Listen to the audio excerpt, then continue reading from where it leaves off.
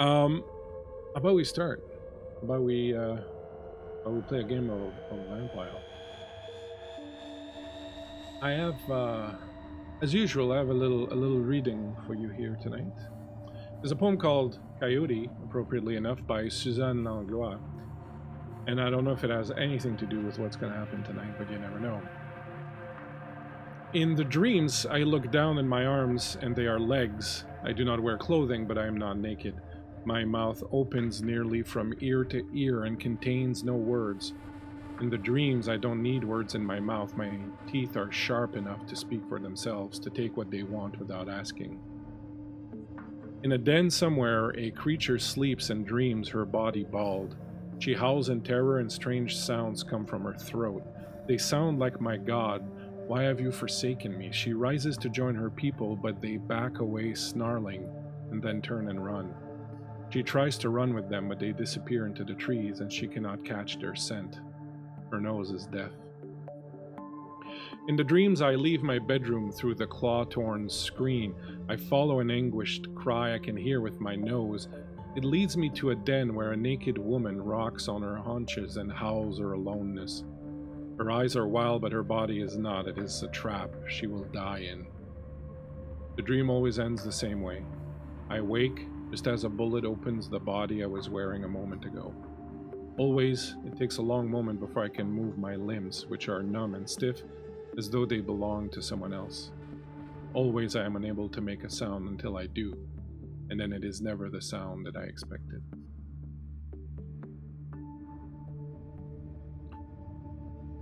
Teddy, it is some months before the events of the second season of Lights. You have been traveling in the southern parts of the country, learning how to adapt to your new life, your new world, discoveries you've made recently, learning to come to terms with things you have done, people you've hurt, people you've left behind. You are increasingly feral, increasingly bestial, more and more in tune with the night. You hear things you never heard before, see things you could never have seen before in the dark. And as you run wild and continue to shed the former civilized clothing of Teddy, who used to be a beautiful bird kept in a golden cage at Aegis Corporate, who served to the whims of the masters. As you leave behind your perfumes and your fineries and your jewels, as the hair washes out of its blonde luster, as you gain ticks and burrs and cuts and bruises and dirt under your nails. You perhaps feel a sense of coming alive, but who am I to tell you what you feel? What's Eddie feeling in these days? These heady days, having been roaming around and running around and leaving everything she knew behind in Chicago. What's her frame of mind? What is she thinking? I think at this point she's spent 5 years out on the road to herself. No steady companion to talk to on a regular basis. Her friends all left back in Chicago. And I think after this 5 years, though these 5 years were very freeing for her, she learned a lot about herself, a lot about the world. There's a loneliness creeping up on her. She misses her friends. She speaks to Helena every once in a while. She keeps contact with Cassie through sending her postcards. But that loneliness is really starting to tax her.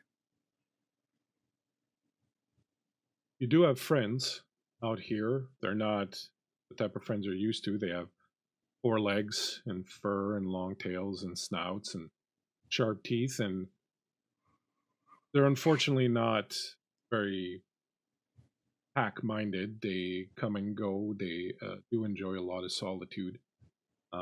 They will come together and yip and yowl and have a bit of fun, but then each go their separate ways. And you're getting used to that type of life, and you've taken, I believe, to sleeping in the ground, also sliding. Your body, you've discovered, can change itself enough that you slip effortlessly into the ground and spend your days down in there, hearing what goes on around you and kind of feeling more in tune and in touch with it. You find yourself one night arriving at a place you've been to before. These truck stop, these rest areas, have become your hunting ground. You've been running a few nights now without eating anything. And as you step onto the hot tarmac of the parking lot and see all the trucks in a row, some lit up, some in darkness, you see the heavy glow of the rest station at the other end of the parking lot. You stop, sniff the air. You know that there's always something going down here. You take into hunting here. What is it that you hunt in these places, Teddy? Bad boys. Naughty, naughty boys. Naughty truckers who don't know how to keep their hands to themselves.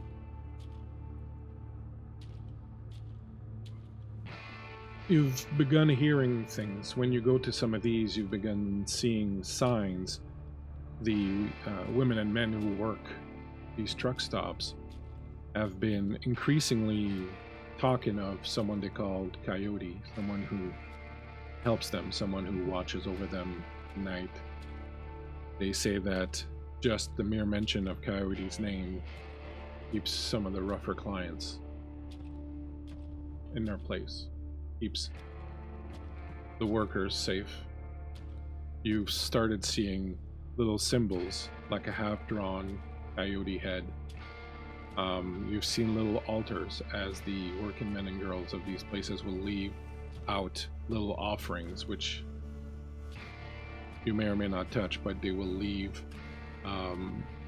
little mementos of theirs. They will leave chocolate bars. They will leave feathers or painted rocks or things of that nature, little gifts. And there's always, when you approach one of these places where you've been before, there's always a very special little, it's almost kind of like an altar where somewhere in the back near the bathroom where the workers, the working girls and men who hustle these places work, there's always kind of a little ofrenda, kind of little altar place where they keep these things, and you know that you've been here before when you see one of these. Thank you so much, Canadian Ancient Gamer. Guys, you each have a night move from Patrick. Thanks, Patrick. Get it. Thanks, Patrick. As you step up to this one, sizing up the place, you know the trucks now, so you look for the ones that are problematic. You don't see any right now that really stick out to you, but you know it's just a matter of time. At some point, someone is going to do something. I'm told my mic's sounding really weird. You sound fine on this end. Yeah, on this end it sounds fine. It's on the outside. I'll see to it in a little bit. What was I saying? Yeah, you don't notice anything that really stands out. You walk around, see some familiar faces, so on and so forth. And as you move about, you hear Coyote, Coyote, and you hear the footsteps of someone coming up to you, and you see, as you do, a woman that you've seen here before or at some of the other truck stops. Also, her name is Jade. She always wears this really big jumper sweater, almost like from the 80s, with this white sweater that's kind of dirty and filthy now, but it's got like this slash of pink and a sign across it, and she's got these bangles around her arms, and she always has this really pink lipstick. And as she sees you, she comes running up to you, and she says, Coyote, Coyote, quick, come, you must come, you must come. Something the matter? Yes, a girl, a new girl. She doesn't know. Come, please come. And as she kind of motions you forward and head towards the truck rest area, she says, "This new girl, I don't even know her name. She doesn't know the signs yet. It was the first time she was here, but she's in Peterbilt Red's truck." And when she says that, your blood goes a little bit cold. You know this man that they call Peterbilt Red. They call him that because he drives a red Peterbilt. He's one of the few that no one really knows exactly what he looks like. He has been known to be extremely violent, and he's rumored to maybe even have killed some of the people who work here, but he's never really been seen. He's never been caught. And people just know you don't get into a red Peterbilt truck. You just do not get into a red Peterbilt truck. And as she's guiding her, as Jade is guiding her, she says, I don't know. We didn't have time to warn her. We didn't have time to tell her. And you see that she's leading you towards a big black Peterbilt truck. It's not red as you would have expected.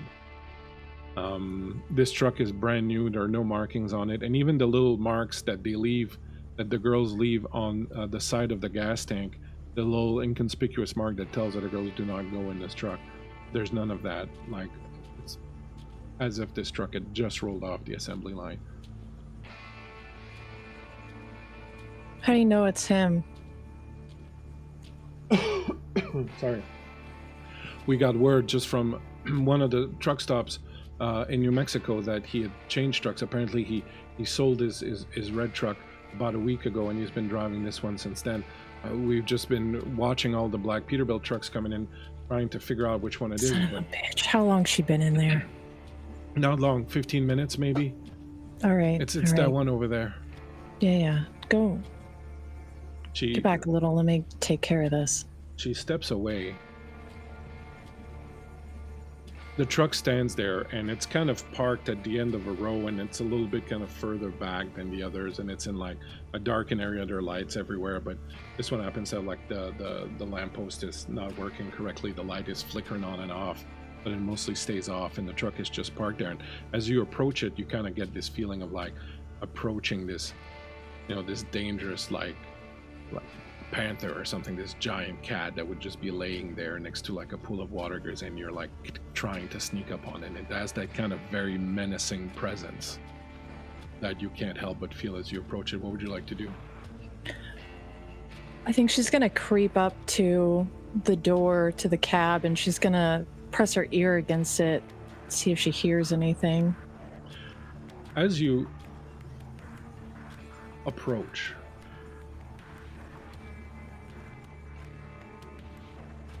you hear sound. You're coming up towards the side of the driver's side, but as you're kind of approaching it, you hear kind of scuffling sounds, and you can see sort of under the truck, whenever that light flickers on, you can see shadows, and you can hear that there are people on the other side of the truck kind of having a scuffle or some sort of altercation. Your nose catches, as you see this, your nose catches the unmistakable scent of blood. Is this on the other side of the truck or from the inside of it? From the the door seems to be open on the other side of it, and you're catching okay. I think she's going to climb on top of the truck, on top of the cab, and kind of peer over top of it. Unless we're in a bright area right here, it's darker, like I said, so the light is kind of flickering on and off, so it's pretty well it's pretty obscure. Yeah, she's gonna climb, go over top. Do you try to do that stealthily or silently, or do you just go? Yeah, stealthily for sure. All right, go ahead and roll me your stealth plus your dexterity. All right. What's my target? Your target's going to be 6. All right, that is 4 successes.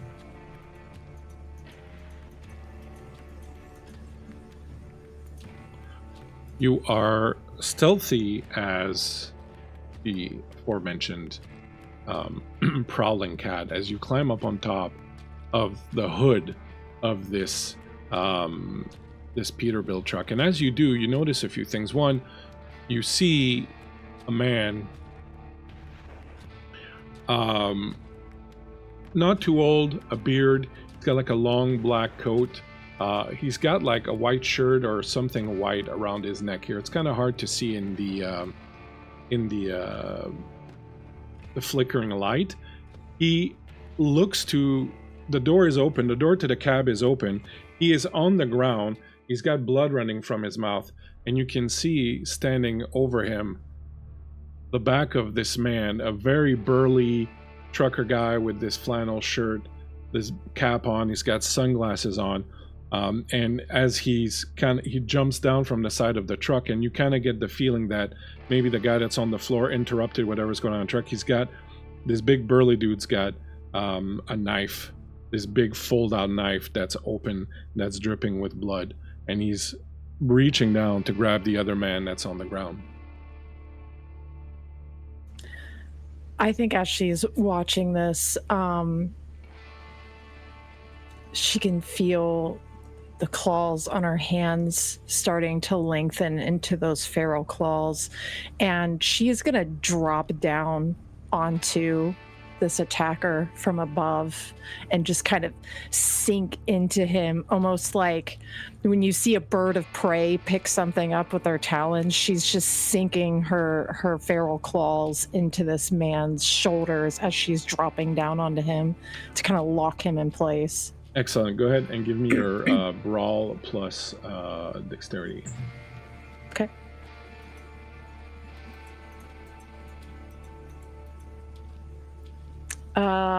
That is a crit and 1 success, but also a 1 in there. I'm sorry, 3 successes. Okay, so the one's going to cancel. It's going to prevent the crit from being a crit, but so you're going to have 3 regular successes. As you drop on this guy, do you have your claws out? Do you attack with the claws? Sorry, I missed that. Yeah, she sinks them into his chest, basically, and is just like dropping onto his back and kind of holding him in position. As you drop down on top of him with your claws, with the 3 damage that you're doing, it sinks down all the way inside his chest, and you can feel on your left hand the claws have like breached into his heart as it's kind of beating. You can feel your claws shaking a little bit inside of him. You feel him kind of stiffen and try to turn around. You feel the life kind of ebbing out of him. He's starting to bleed. You can smell his blood, but you also smell a lot of blood coming from behind you in the truck. This guy is really big, really strong. He's still kind of trying to fight you as you got your claws in there. He reaches behind and tries to stab you with the knife as he's slowly kind of... Can someone in chat tell me if my mic is better? I've fiddled with the twiddle.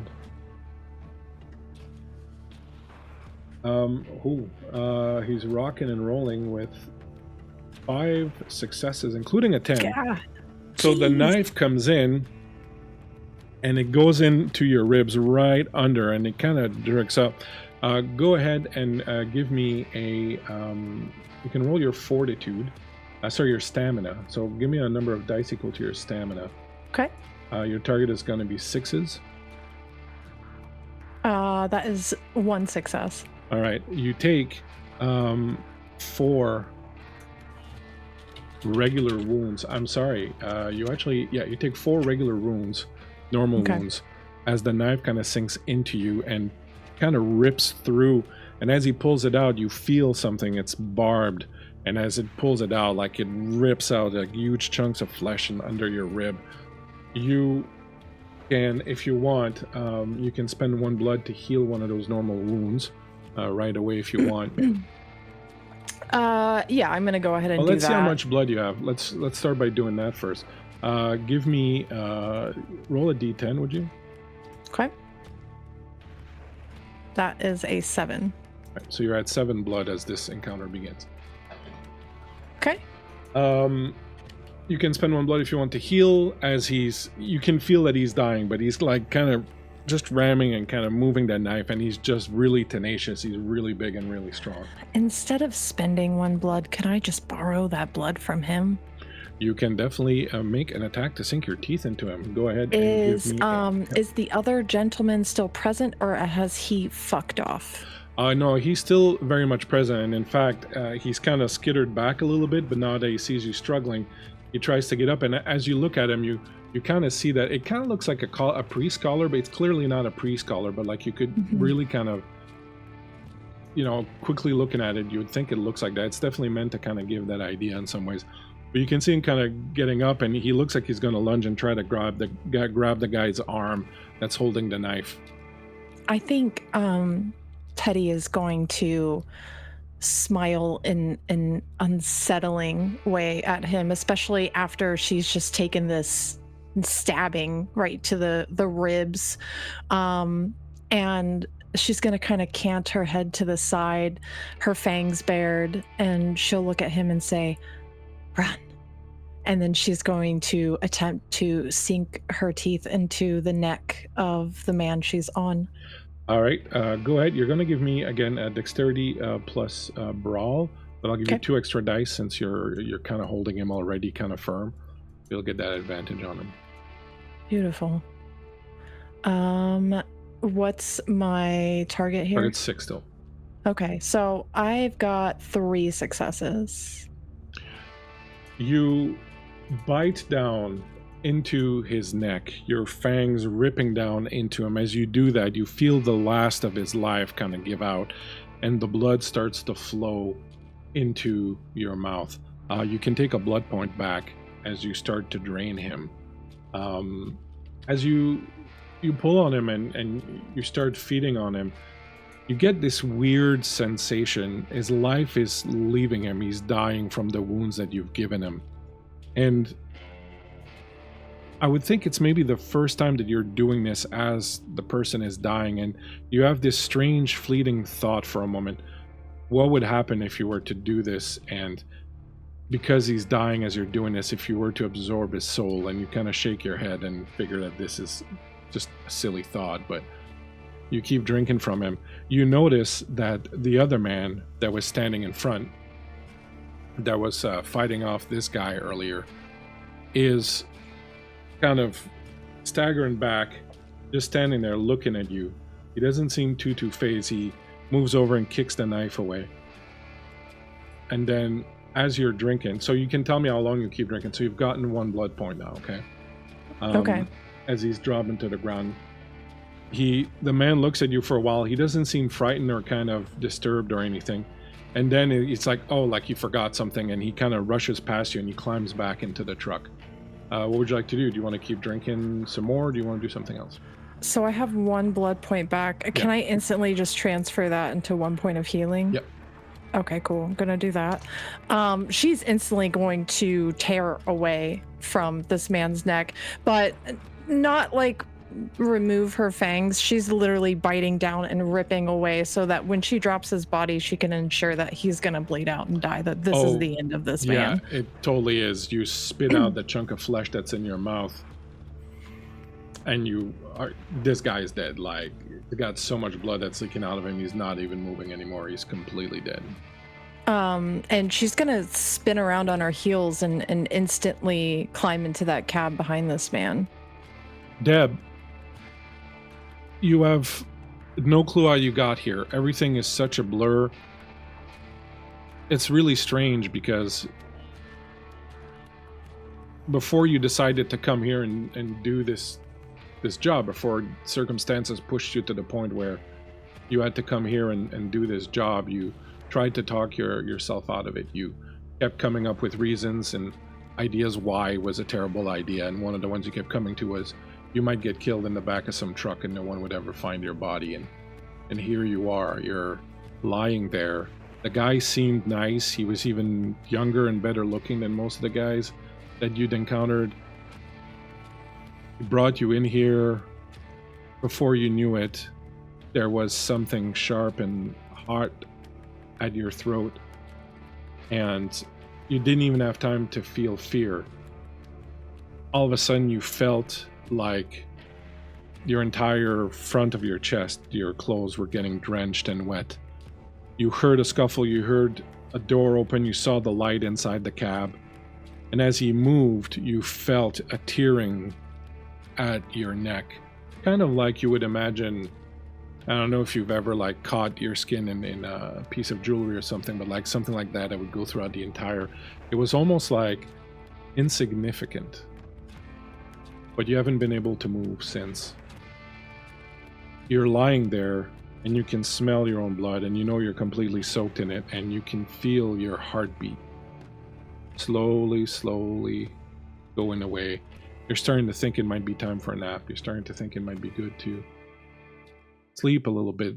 This was just a little accident. Just wasn't meant to happen, of course. It wasn't meant to be like this, but here you are. And then you see suddenly looming over you, concern on his face, this handsome, bearded, dark-haired priest with a white collar that shines like the light of God directly into your face, and it makes you feel a little bit bad because you know what you turned your back on, but yet still here is God trying to reach out to you, trying to help you.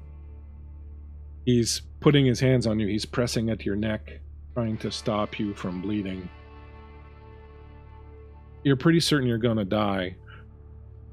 What are you thinking at this particular moment as this is happening, as this stranger, this priest is on top of you trying to stop the bleeding from your throat, looking really concerned? What's going through your mind? What are you thinking? I am just really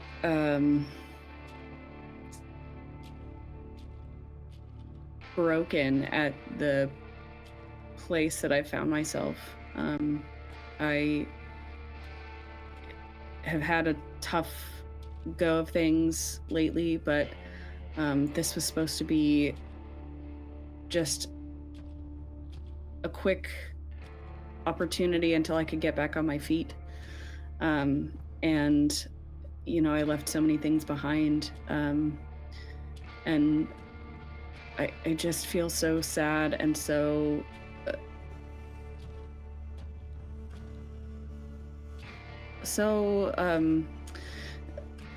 bothered, I think, by this priest trying to save me because I'm not worth it, and I just want it to end.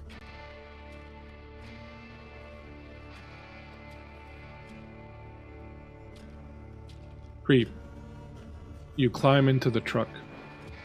You see this guy in this black coat is trying to staunch the bleeding. The smell of blood assaults you like you just walked into an abattoir. There's just so much blood everywhere, and if you hadn't just been drinking, you would be having difficulty kind of holding on.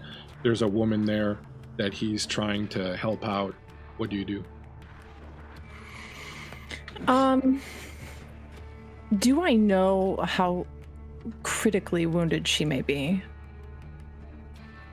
Can I see her at this point? Go ahead and give me let's call it a medicine roll. I know you don't have medicine, but go ahead and give me perception. Thank you, Bradley. Bradley has just donated 2 night moves to each of you. Oh, nice. So thank you so much, Bradley. Really appreciate you coming in and dropping bombs like that. Oh, I rolled a 6 and 2 10s. Excellent. Yeah. You have literally seen a wound exactly like this before. Her carotid artery is completely severed. A good chunk of her neck's gone, but worse than that, it seems that as the man was cutting her throat and something happened that made him jerk, probably when this guy came in or something, the blade ripped up and you can see the skin is completely ripped all the way up to the eyeball, and the eyeball is just narrowly missed, but like it's like her face, the skin is kind of hanging like this and you can see inside her mouth. Oh. She's got seconds to live. You don't think she's got a minute. In this moment of looking at her, assessing how bad it is, would I know my options here? So, I mean, it depends what this guy knows what to do. You know, the only thing you can think of that might save her medically is to suture the artery, but even that, first of all, that's just not something that you can kind of do. There's really nothing to be done. Like, even if you were to give her blood, it would just seep right out of her right away. Like, you can already tell that the blood is coming out very feebly, like her heart's barely beating anymore. I think Teddy is going to come up next to this man and kind of place her hands on the wound and put pressure there too, and look to him in silent questioning. Like, why are you here? He's like, he's like, he looks at you and he goes, we're too late. I don't think there's anything we can do for her. We came in too late. Too late. Get out.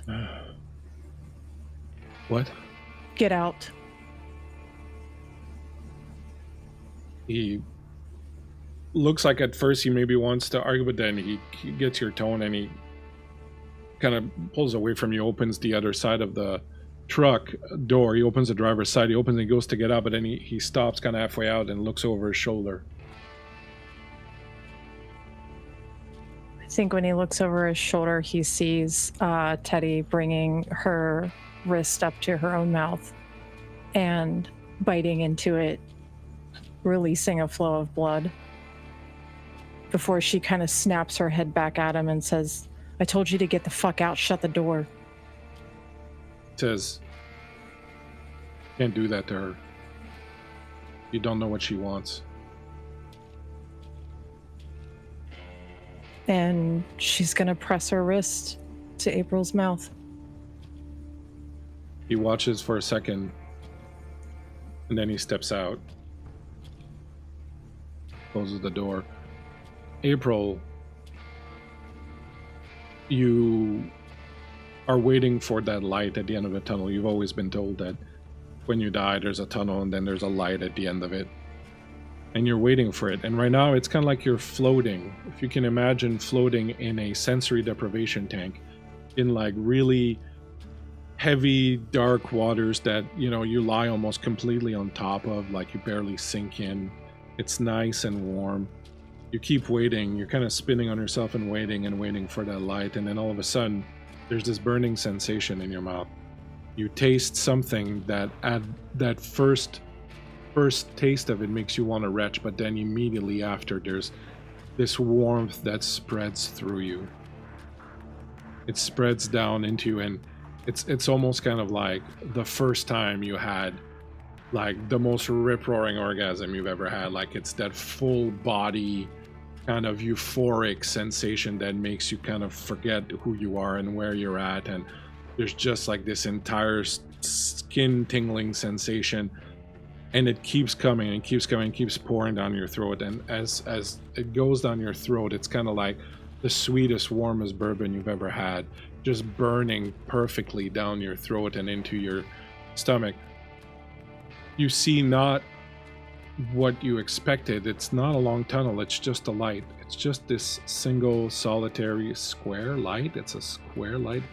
Why is the light square? And as it expands and expands and expands, you see someone leaning over you, a woman. You can't see her face because the light's behind her. You can see that it's the light that's at the roof of a truck. You see a baseball cap, long, greasy, dirty hair kind of hanging down over you, a flannel shirt. You smell dirt, you smell sweat, you smell old blood, you smell someone who's been living out in the wilds. It just kind of overpowers you. Your senses just open up in a way they've never had before. You feel like taking a breath. And when you do, you see her wake up and look at you, stare at you. She's still bleeding freely. Every point of blood you're giving her is just kind of coming right back out of her, but you can see the changes starting to take hold. April, you wake up and see this woman leaning on top of you. You feel suddenly alive again. What do you guys do? I think Teddy kind of sits back, withdraws her arm, and wipes away any blood there, attempting to heal that wound where she bit, and kind of gives April her space for a moment, time to register. I kind of scramble up a little bit and try and wipe some of the blood away, and it just kind of gets all over, and I don't know what to do with it, and I'm like shaking and really freaking out at this point. As much as the last 10 seconds have felt amazing, I don't know what's happening, and I'm so confused and afraid and covered in blood. And as you touch yourself and touch your face, you feel the flap of skin be open. You reach in and you can feel your teeth and the jaw in here. And when you touch out with your tongue, you feel your tongue touching your fingers, and you realize your hand is like all the way inside your face.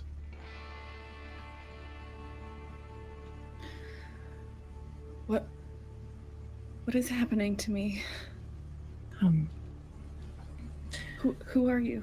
Shh. I think it's a lot. I think maybe it's a lot. Let's just take a breath for a minute.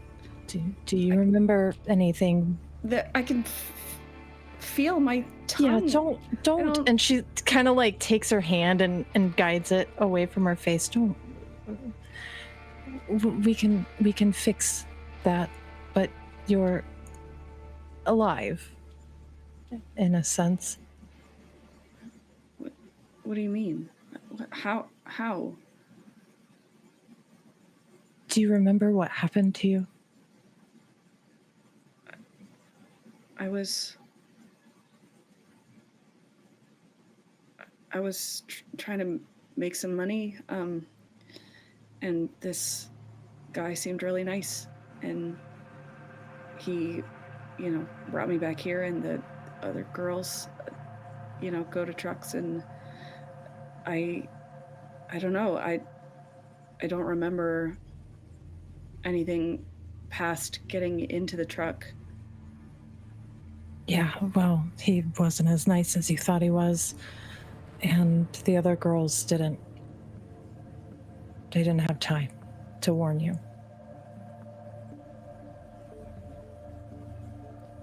We should probably maybe get out of here. This isn't really a safe place to do this now. To do what?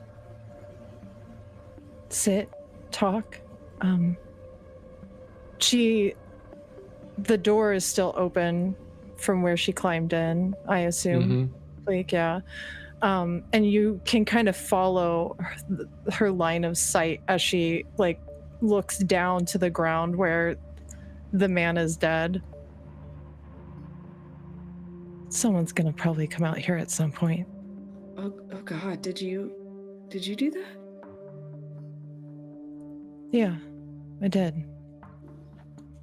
But the girls let me know that you were in trouble, and I don't take lightly to these things. We should probably get out of here, though. You should. There's already someone who's gone out to call the cops, says the man as he comes around and holds the door open. We should all get out of here. You have a place to go? I'm sure we can find some shitty little motel or something. There's one about 1.5 kilometers down that way. You can't miss it. You got a ride? And you see him looking around, and he's like kind of trying to decide if he wants to get involved in this or not, and he says, all right, fuck it, come on, yeah, I'll drop you off, come on. I think she's gonna put a hand on the girl's arm and get a little close to her and look in her eyes. It's gonna be okay, all right? Just try to relax a little bit. I promise. Okay. How much of your blood did you give her? How much of my blood would I have had to have given her? I'm sitting at 7 you points would have right had now. to given her 1 at least. Okay. 1. Okay. So you were at 8 actually because you. Oh no, you used 1 to heal. I used it to heal. So you would have had to at least give her 1 to affect the transition. Mm-hmm. You can tell that she's fading. If I gave her 2, would that give the transition plus maybe a wee bit of healing? What I was gonna say is like you would probably need to give her another point at this point just to get her wherever you're going, because you can tell that she's getting that look in her eyes of hunger, and April, you're feeling that. You're feeling a hunger, like you're feeling a hunger similar to the hunger that drove you to come here and do this job in the first place. Except that it feels like it's bottomless. Like if you really give into it and really feel it, like it's not a hunger you're going to come back from.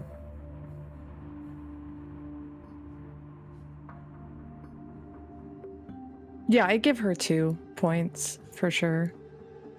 She extends her arm, April, and you can see still the blood welling there. And again, that first blush, you're like kind of disgusted and repulsed by it, but then your stomach growls. Your stomach growls in a way that unsettles you, because it doesn't sound like your stomach physically growling. It sounds like there's something inside of you, like a beast or something, and it sees this and it wants it and it growls it. And for a second, you lose control and you find yourself, your mouth on her wrist, drinking greedily. And as you drink it, you feel strength return. You feel the beast inside of you kind of attenuate a little bit.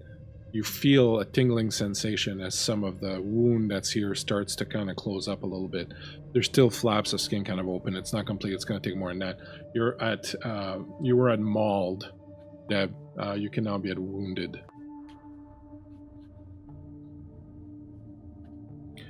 You usher out of the cab. The man guides you towards the back of the truck and he says, "Wait here," and you hide in the shadows, and you can already hear like the walkie-talkie that's inside the truck is beeping. You can tell that truckers are talking to themselves. Did someone see something? Is there something going on? Someone pulled out a call for the cops. So you can tell that there's action, something's happening. The man pulls up in a Jeep. He's got like this little 4-door Jeep that pulls up to you. It's like an older model.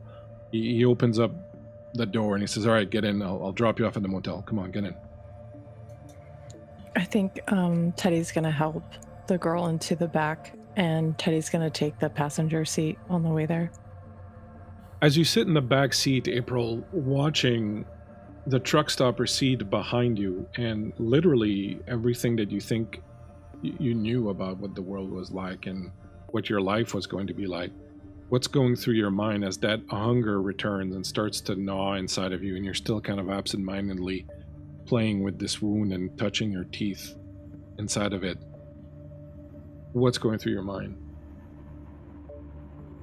Just focus on this hunger and where it's led me. The hunger is inescapable, and it's restless, and it's insistent, and I'm afraid because it essentially got me killed, and now I don't understand anything of what's happening, and I'm still hungry. The Nevada desert rolls out behind and around you, and for a short while on this road, you're in complete darkness. You can't see light ahead. There's no light behind you. There's just the moon and the stars above, but they seem to be hidden away, clouded over. It's very, very dark. You're in the back of this Jeep, kind of rocking back and forth a little bit. When you climbed in, the guy had some country playing, but he turned it down. There's a rosary, a crucifix hanging from the mirror. As you're driving, he looks at you, Teddy. He says, "Name's Misha." They call me Coyote. That's you, huh? Yep. I've heard the girls talk about you. Why are you here? What were you doing? Guess you could say do the same thing as you do, but a bit less killing. I just talk to the girls, try to help them out. It's not a recruitment drive for God or anything like that, but it's just seeing if any of them need, food or help with health things, or I don't really get involved with the customer side of things. I just try to help out. I usually come around during the day. Rare that I come out here at night. It's really just a coincidence that I was here. You say you don't get involved with the customers, and what were you doing tonight? I heard the girls talk about what was going on. There was a girl there, Cindy. She knew me or knows me. I've helped her out before. I helped her get an abortion last summer and with a couple other things. And she told me she thought that truck was the one people had been talking about. That guy, whatever his name is, Peterbilt guy, whatever his name was. That was that new truck, so I decided to go and check it out just to see if that was the case. And when I got there, I saw what was going on, and I tried to intervene. But like I said, that's not really what I do. So, like, thought for sure I was a goner too. So, thank you. Yeah, of course. Just like you, trying to help the girls. This guy's been a problem for a minute, it seems. Wow. I don't think that's going to be the case anymore. No, he's Hell's problem. Looks over his shoulder at April. She going to be okay? We'll see. I don't know. If I'm being honest, I'm a little scared right now. Never done this before, so... You scared? Coyote? And Creature of the Night?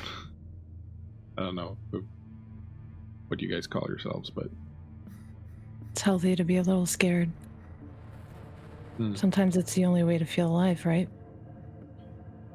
Well, there was a time when I had a pretty good answer for that. Whenever I felt scared, I would just look up on high and ask for strength and courage, and most of the time I'd get it. Now it's just, kind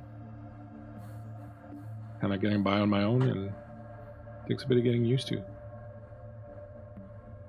I appreciate you giving us this ride out here. You didn't have to do it. Well, you either do something or you don't, and I figured I was going to run. When you told me to go, I was going to go, but then I thought, you don't pick and choose among the people that you help. You help everyone who needs it, or you don't help anyone at all. Anyways, that's what I've been taught. It's not so bad. I hope you're not offended if I don't hang out with you guys after. I just would rather not. I don't know. I don't want to become a snack, I guess. Yeah. Well, I'm not in the habit of eating good people, so don't worry about that. Oh, got that going for me. You pull into the parking lot of this little desert motel. The little, the neon sign is blinking on and off. It's called the Desert Air Motel. He pulls up to one of the furthest rooms, and he's like, just wait here. I'll go and book something. I'll be right back. I think she throws him like a couple 20s. And he's like, oh, that's all right. Don't worry about it. He runs off, goes into the front office, comes back a few minutes later. Gives you the key. He's pulled up, like backing up to the thing, to the door, and it's kind of he goes over to the door and he unscrews the light next to it. And he comes back. It's like, all right, I'll help you get her in, but then I'm gonna get out of here. Deb, you are kind of floating. That hunger is coming back. You're feeling it twist and knot your insides. As they pick you up and kind of start bringing you in, you can't help but notice the vein that's sticking out of this guy's neck. And you feel the warmth of his skin. And you felt the warmth of people's skin before, but this is incredible. It's kind of like he's on fire as he touches you, and you can see the beat of his heart in that vein. It's just calling you.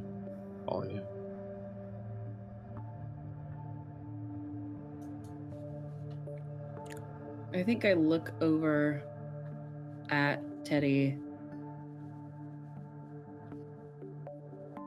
Help me.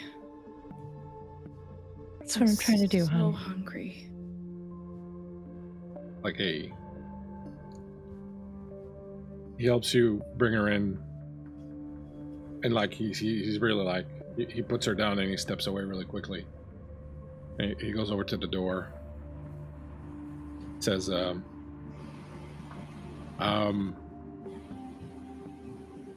leave this here, and he puts a card down on the table. It's like, if I can help in some way that's not too weird, you can call that number and I'll be there.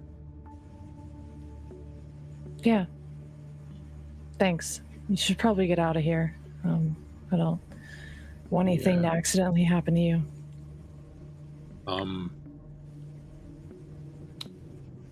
Just so, you know, putting all the cards on the table,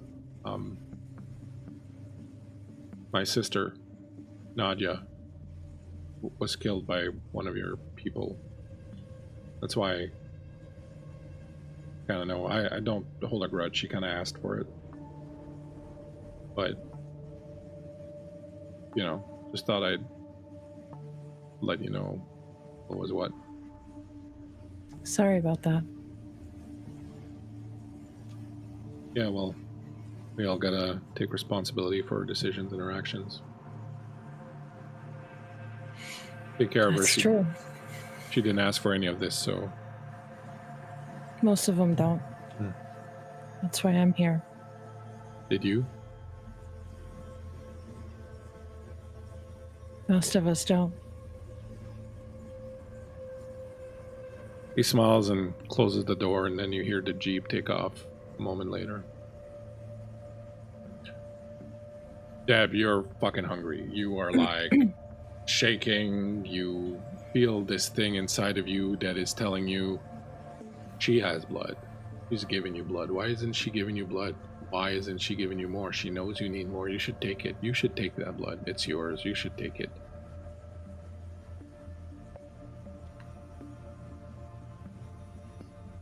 What do you do? I will go over to her, and my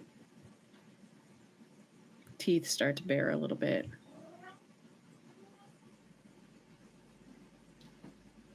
Hey, whoa, hey. You're hungry? I can see that. I'm hungry. Maybe we can figure this out together. The motel that we're in, is this like a classic, like, seedy motel in the desert? Like, I'm gonna be able to find some, like, dirt bags hanging around here. Yeah, okay. 100%. This is like, Beautiful. You know, even the roaches don't hang out here. Look, I kind of have this weird thing. I don't really like to eat nice people. But, you know, we're here. Let's be honest, this is a shithole. I'm sure there's some walking Happy Meals around here somewhere that we could dispatch of very easily. The question is, do you think you can walk right now? Are you... I don't know. I can try.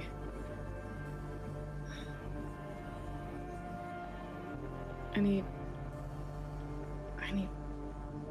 something. Yeah. I understand. You're hungry. You lost a lot of blood back there in that cab. All right. Maybe we could DoorDash this. You know DoorDash. Uber Eats. I go out, we're some friends back, and we could have a little snack. That might be the best route. Can I trust you to stay here? Yeah. Yeah, okay, all right. Maybe just hang tight for a minute, and I'm gonna go out there, find us something. Yeah.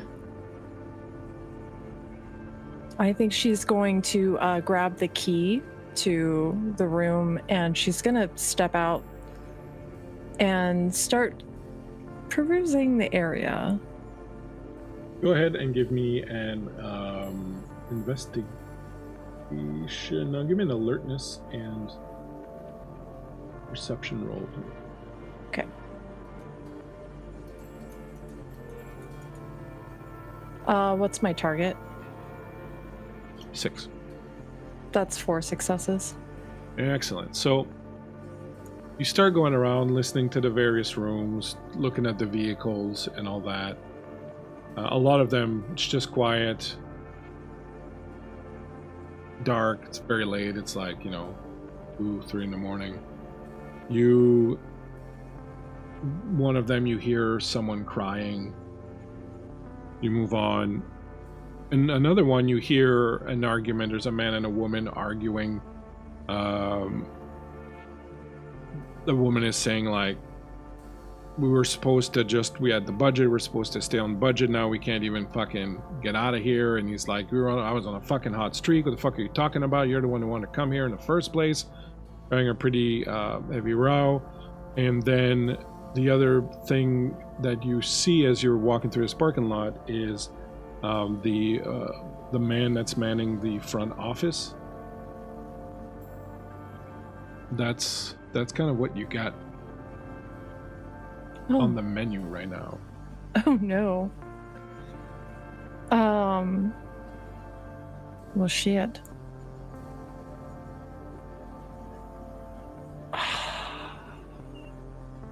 I think you said there's crying in one of them. Yeah. Like adult, like woman crying? No, like a man. Oh. Interesting. She's gonna go knock on that door, on crying man's door. The crying halts for a second, and you hear, "Ooh, who is it? Who is it?"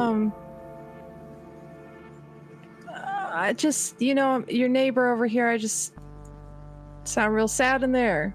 You all right? Yeah, I'll be fine. Just, I'm sorry if I kept you up. I'll tone it down. I'm really sorry. I'm fine, thank you. Yeah, what's going on there, bud? Look, I really just want to be left alone, okay?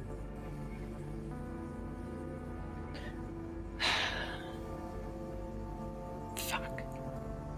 I'm gonna have to break my goddamn rule. What the fuck am I doing? Well... You sure you're okay in there, man? Sure you don't want to talk to somebody? I'm fine. I'm fine. Just, as he says that, you hear, coming from the next room over, something crashing. And you hear, and it's the room where the couple was arguing, you hear the man's voice go, "What the fuck? What are you doing?" And then you hear another crashing thing. "Jesus fucking Christ." And then the door opens, and as he steps out, you see like a lamp come fucking flying out and hit the side of the door and explode. It's like, Jesus Christ! Are you fucking crazy?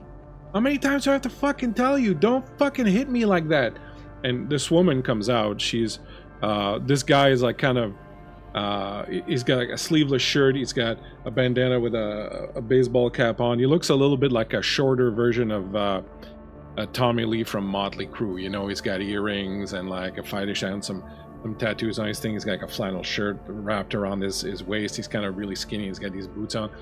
This woman comes out behind him. She's dressed in leather pants and she's got like a metal shirt on. It's kind of ripped. She's got red hair and a few piercing, and she looks fucking angry.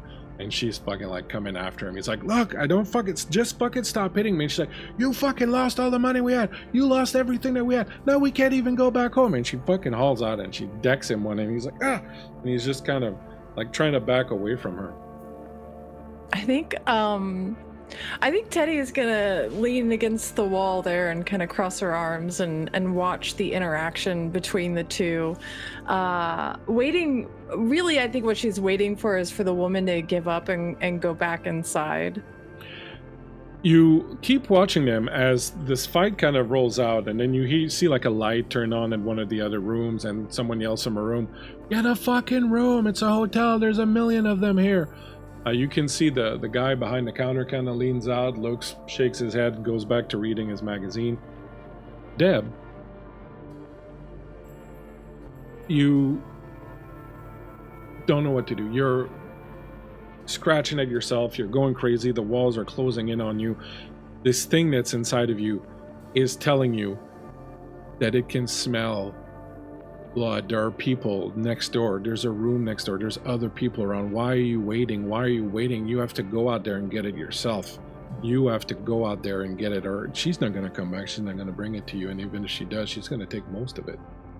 Why are you still here? Why are you still here? Do you feel that anger? That anger is starting to spread through you. You feel like you're about to lose control. Before you realize it, you've put your fist through the wall.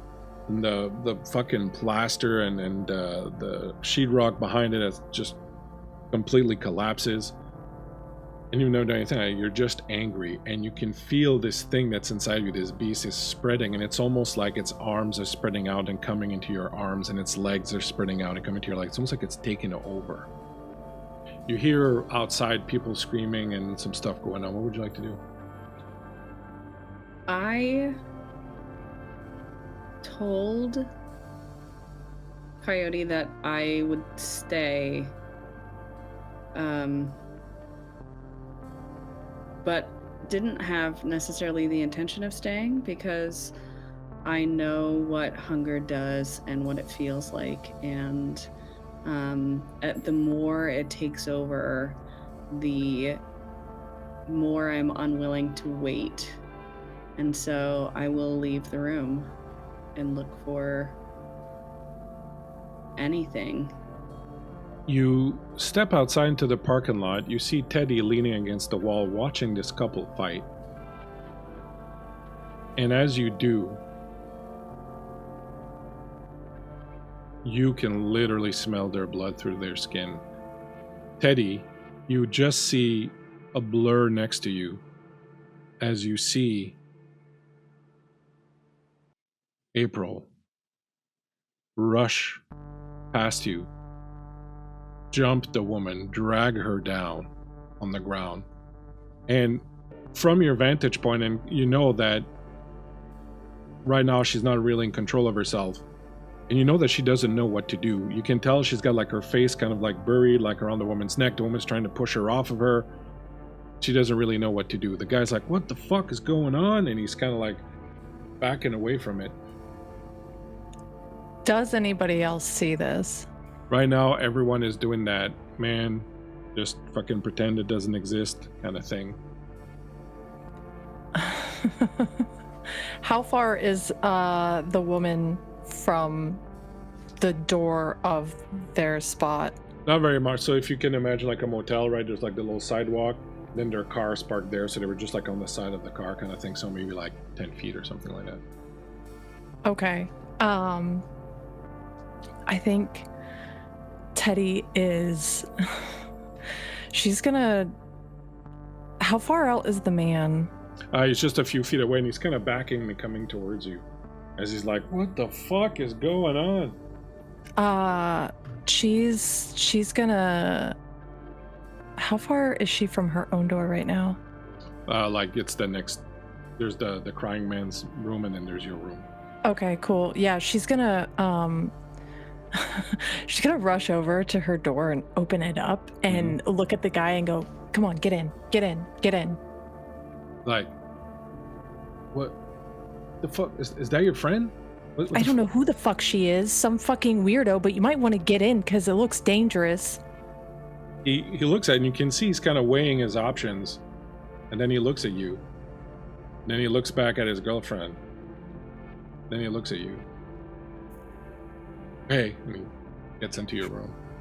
She closes the door and fucking just bolts it over to where those two are and starts, I would imagine her first instinct is to try to drag them into the couple's room. So as you reach him, Deb, you're on top of this woman, you're trying to bite at her neck and nothing's happening, nothing's working. Like you're biting at it, but it's, you know, and she's like, the fuck's your problem, skank? Get off of me. And she's slapping you in the face and she's slapping you in the face. And like, it's just making you angry and angry. And you keep trying to bite her. Like, she's like, ow, ow. And you can tell it's biting her. But then you feel a sharp pain in your mouth and you taste blood and you feel your teeth suddenly don't fit normally in your mouth. And you're just there. You can see her vein kind of, you know, just beat as the heart's beating, the veins inflating, and it's right there. And you go to grab it, and you feel Teddy grab, or you feel someone grabbing you from behind. Teddy, you grab them, and you haul them both. It was right there, Deb. It was just right there. It was right there. It was right in front of your mouth. I try to like reach back and slap Teddy away, and also at the same time take this woman's hair. And she keeps fighting me, and so I try to like slam her head against the ground to concuss her enough to let me bite her. Teddy, you see her slam the woman's head to the ground. I was like, ow! And like she stops kind of fighting and covers herself. You can see like April's eyes are like, the beast is right there. It's just like on the surface. You just slammed her head into the ground. What do you do? Teddy is just like, what the fuck? What? I told you to wait. I was gonna bring you dinner. I was gonna bring you fucking dinner, and now you're doing this in front of everybody. And she's like trying to drag her more into this room. I think she has like a hold. I imagine they're both on the ground right now with this happening. Like she's got a hand for each ankle of each person, and she's just trying to drag them inside the room to get them out of public. You drag them in. You let go of them for a second to close the door, and as you turn, this woman hauls off and fucking punches you right in the fucking face. Oh, what a treat. That's 3, 4. I got 5 successes. You can go ahead and roll your. I'll let you roll your dodge. Roll your dodge and your dexterity. Looking for 6s. Right. Okay. Oh wow. Okay, so that's 2 successes. Yeah, 2 successes. She cracks you one right in the fucking nose. You take 2 normal wounds. Jesus fucking Christ, Your I'm getting nose beat up by cracks. a bunch of goddamn humans tonight. Blood just starts. She's pretty strong. Blood just starts pouring down your face. And she looks like she's hauling up again. Deb, you see this. You see this woman up and just wailing at Teddy. Go ahead, both of you, and roll your initiative, and let's see. We'll see who gets to go first. So it's D10 plus Dex? No, it's your dexterity plus your wits, and you roll a D10 and add that. Okay. That's a 14 for me. 10. So you see this woman, you see April rising up behind the woman, still with that look on her face. You see this woman hauling back to fucking punch her. And that punch didn't really hurt. It was just really insulting. Really insulting. And you can feel your own beast. At the taste of your blood, the smell of the blood in the place, you got only 5 blood left. You're not going to make a willpower check yet. But, like, your own beast is like, holy, this fucking bitch. Oh would you yeah. like to do? Oh yeah. I think Teddy is like this fucking bitch. I think Teddy's gonna look at this woman and just say, I was gonna let you fucking live. And she's gonna reach out and try to snap her neck. Go right ahead. Give me a strength plus brawl. You Yeah, can, if you let's want, go. pump 1 blood point into your strength to get an extra point in it. You can only spend 1 blood per turn, so you're limiting that. I mean, I have 4 successes with that roll. You reach out, you grab this woman by the face, and for a second she looks surprised, like, I thought we were just gonna punch each other. And then, Deb, you see this woman's face turn around, just look at you. You hear this sharp crack, and she falls down like a rag doll between the two of you. The two of you are standing there in this hotel room that smells of weed and booze and sweat. This woman is just ragdolled down to the floor. Teddy's got blood running all the way down her face. What do you do, Deb? I immediately pounce on this woman and try and get a taste. This time instinct takes over. Your fangs are out. You nick your own lips with it because you're going so fast. You sink your teeth into this woman's broken neck. You can feel a weird bone jutting at a weird angle, but you don't care. You just bite down. You feel your fangs scrape against bone. You aren't very good at this. You don't know where the artery is yet. You kind of rummage around, you rip, you tear, and then finally you pierce something, and this jet of warm, luscious liquid fills your mouth, and you start to drink. And you drink, and you drink, and the beast inside of you is just gorging itself. She's going all out. She's making a huge mess. There's fucking blood everywhere. Teddy, what do you do? I think about telling her to stay put, but that clearly didn't work so well.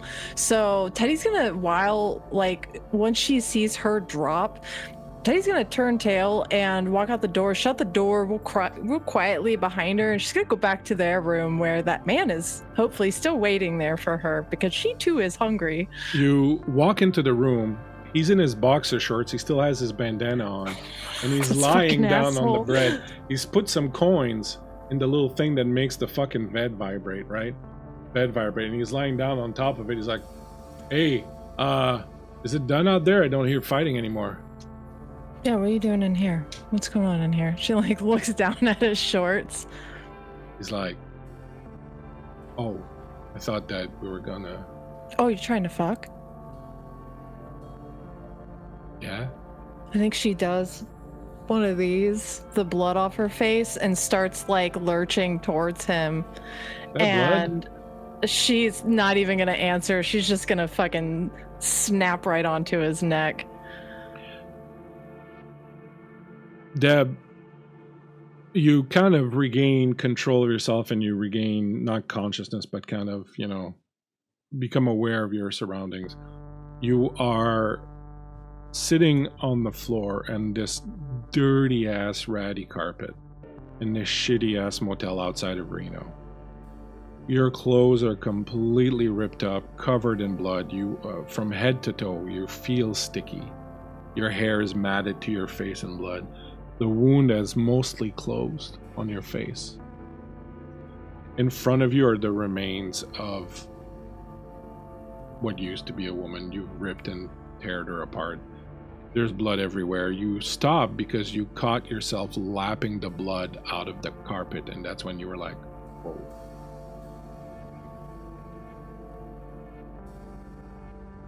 Teddy, do you go back to her after, or?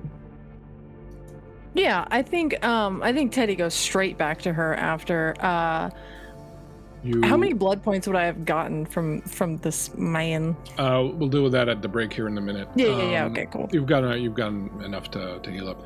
You walk into the room.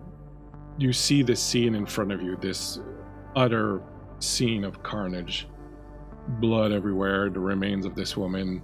April's in there. April, you look over your shoulder as the door opens, and you see Teddy walk in. She's also got blood everywhere.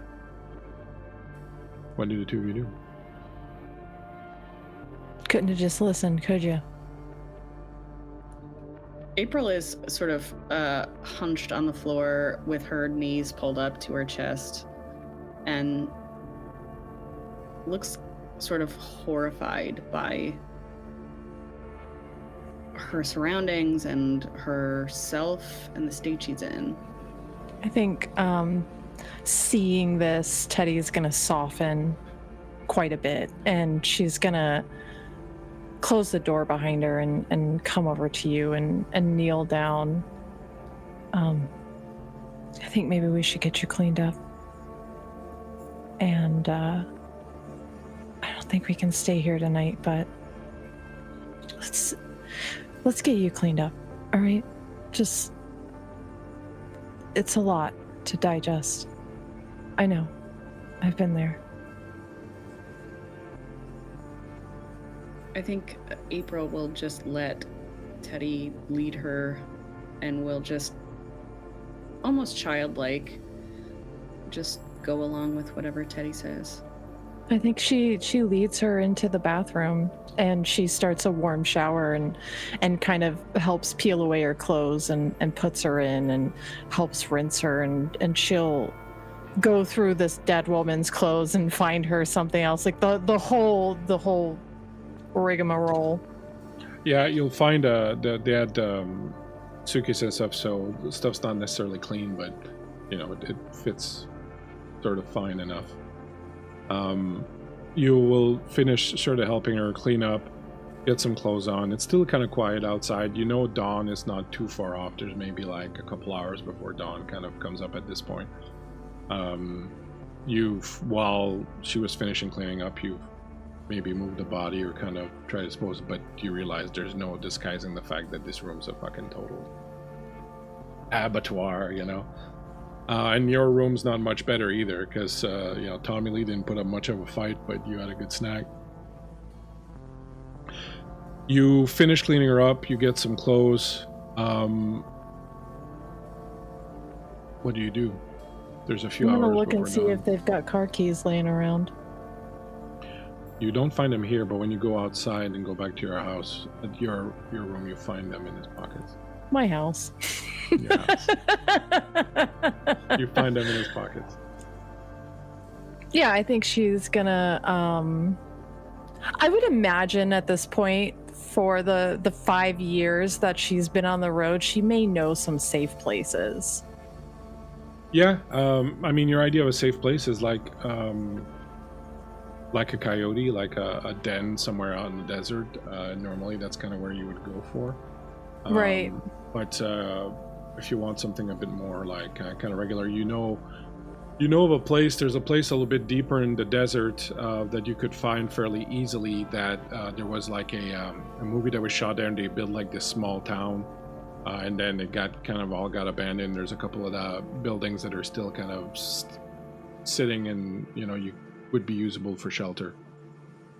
Yeah, I think I would try, because do I think that I could... I'm not going to torture April with a coyote den this early. There's only so much a girl from the city can take, right? Right. Yeah, I'm not trying to do that to her. And I also feel like, the fleeting thought of taking her back to the truck stop and asking one of the girls if they could hold up at their place for the night would have probably passed through Teddy's mind, but then it would have been like, I don't think she's ready to be around people with blood inside them right now. We see what happened. So yeah, I think she would take up this option of this deserted set out in the desert. As you are picking up the keys and start coming back, April, you're sitting in the room alone. Teddy has gone into the other room. You don't feel that hunger, that driving thing again. You're kind of back to yourself. And as you sit there, you notice that on the remains of the woman, one of her earrings is like a crucifix.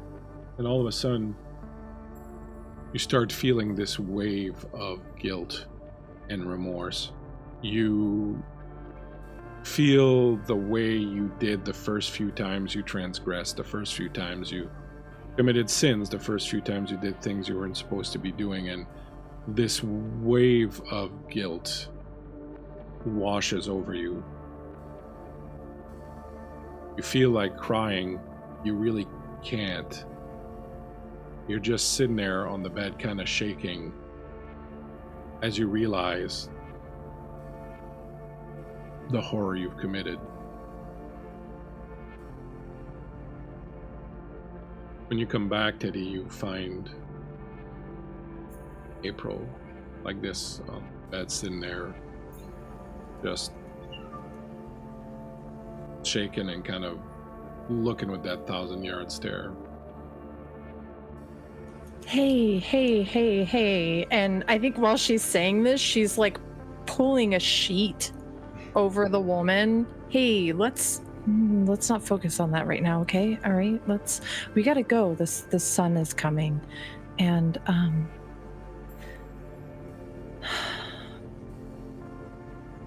we gotta go. What's gonna happen to them?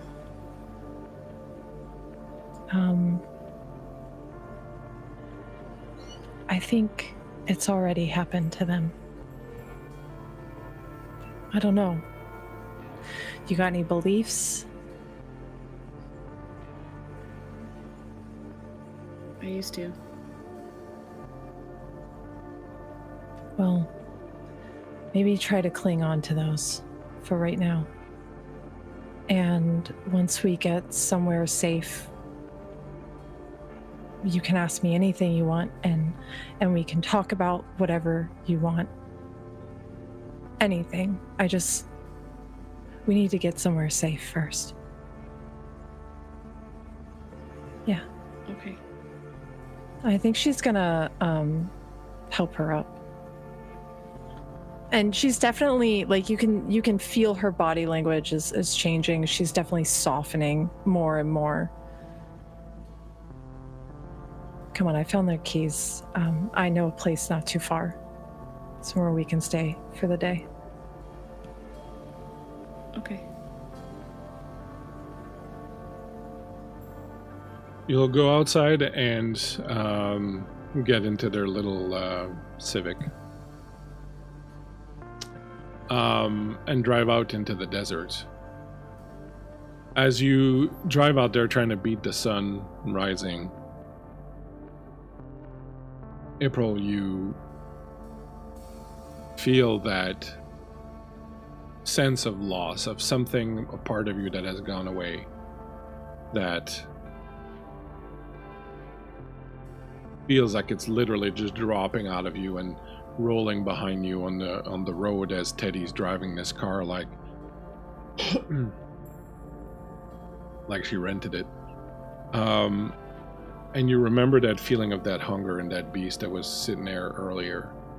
And you realize that bottomless feeling that you felt it's that realization that even if you ever again feel full, you drink all the blood in the world, if you drink a whole ocean full of blood and get full physically, there will always be that hole there, that emptiness. Something that will never be filled. And as you feel that, you feel that anger again slowly start to rise. My friends, that is where we will take a break. Thanks so much for hanging out with us. Thank you, my two bloody maidens, for this flesh-tearing good fun. We're going to step away. We're going to do a Titan, as I like to say.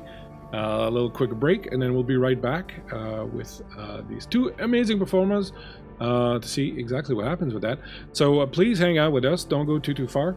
We appreciate you all being here. Thanks for all the bits, Bradley and Varl and everybody else who donated bits and subs and all that good stuff, and for the hills. Thank you very much. We'll see you in just a few moments. Back in 10. Ciao.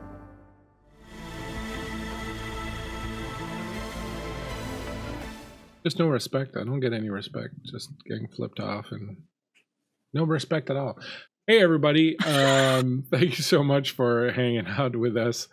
We are back with our little adventure in killing people in motels in the desert, which, sort of feels like a very creep thing to do. Have you ever killed anyone in a motel in the desert, Creep? You know what? I think that's maybe a mind your fucking business moment. Is that what it is? Hold on, Yeah, apparently we're playing Dungeons and Dragons. I gotta change. I don't know how or why that came to be. Well, we're totally playing D&D. Are we, though? Are we really playing D&D? Probably like the coolest game of D&D I've ever been in.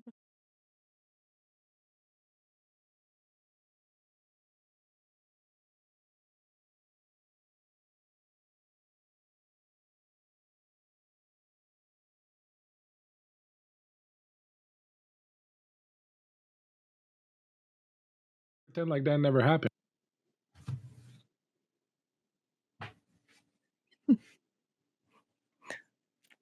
No respect.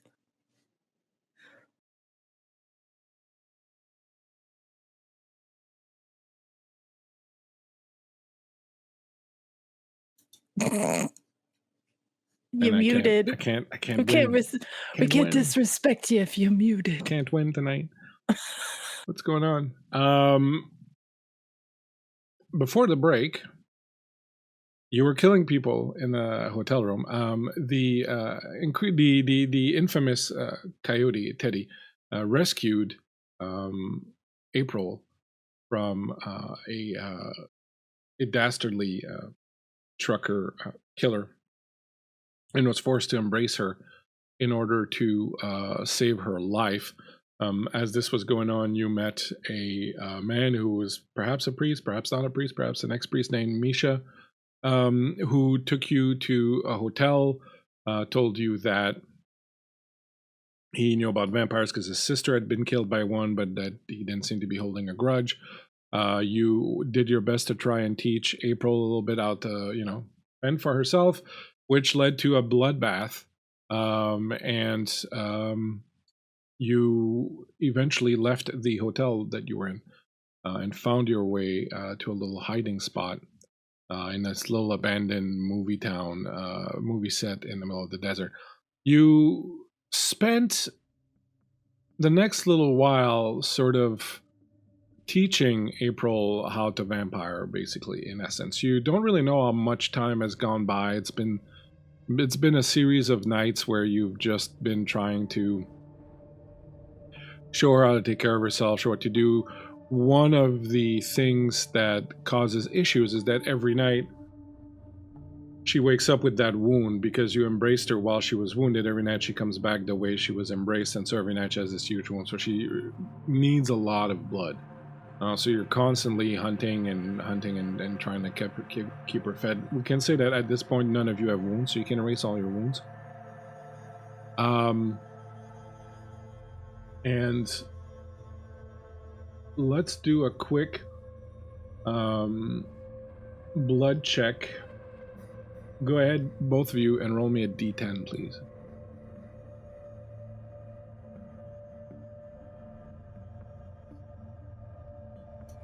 2. 7. All right, so Creep, you're going to be at 5, and Deb, you're going to be at 7 blood.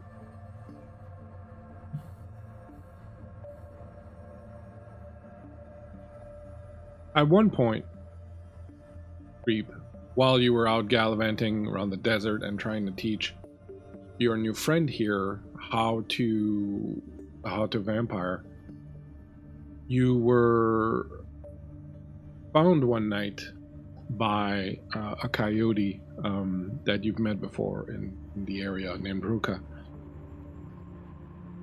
And Ruka told you that there were a group of men that had captured a bunch of coyotes and were about to shoot them. And the two of you headed out deep into the Nevada desert following Ruka until you came upon a bunch of what appeared to be ranchers. They had built this little pen out of this frost fencing kind of thing that's on these pickets, and they had a bunch of trucks surrounding it, and they had been herding coyotes into this pen. They had maybe a dozen coyotes that they kind of herded and brought into this pen.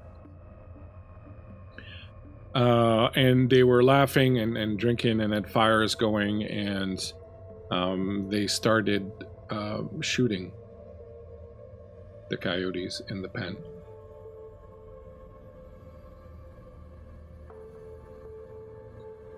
Teddy, when you saw this happen, it brought back memories from long ago of being with your father when something like this had happened. Do you remember what had happened that night? I do. What did happen that night?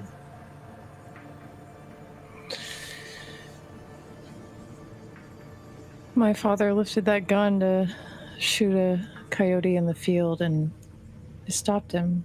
At least I tried. The bullet still hit.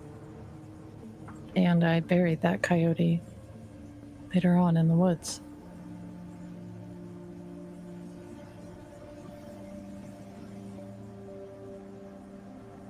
Seeing this happening, what do you think your reaction would have been? Anger. The coyotes have become something much more to her now, much more than they were when she was a child. And when she was a child, it was just about saving an animal, saving an innocent life. She didn't quite understand it, but now she knows these coyotes. She runs with these coyotes. She sleeps in dens with them. They're family to her.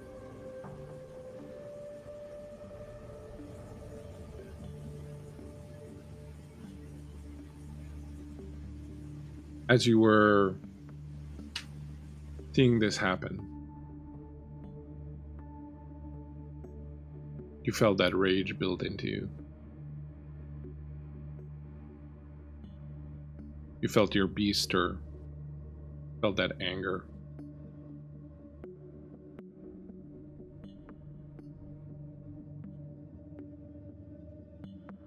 Deb, you watched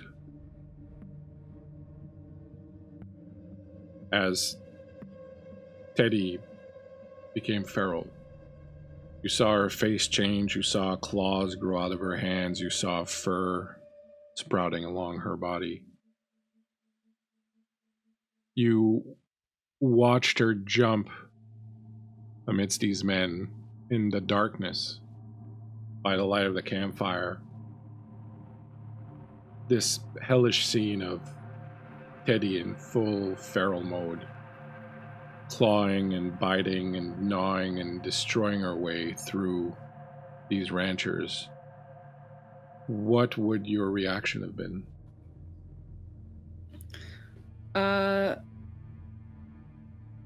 I think April recoils and is a little bit horrified by this. You know, she has sort of bought into the idea that you need to feed occasionally, and that it's best to do it with baddies, but this feels like a level that she hasn't seen or experienced before and is just sort of horrified by. And, you know, she's so used to Teddy being kind and gentle that this is a bit of a surprise.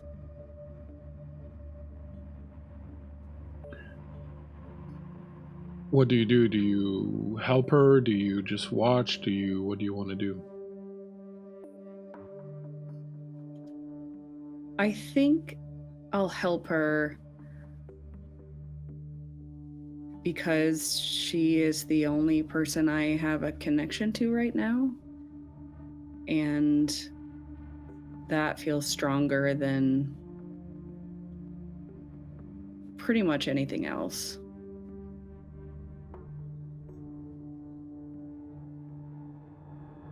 The two of you, making use of your ferocity, the cover of darkness, the surprise, everything, make short work of him. There's 7 or 8 of these ranchers there. They don't ever really realize or know what's happening. It's just so brutal and so quick that they don't really ever have time to do anything, really, to protect themselves or to change their fate. In moments, you are left alone, the two of you, surrounded by the bodies of these men. You free the coyotes from the pen. You arrived in time. You were able to save the majority of them. As you sit there, knowing that the sun is probably fairly close on its way, may have a couple hours maybe, surrounded by these dead bodies everywhere, what do you do?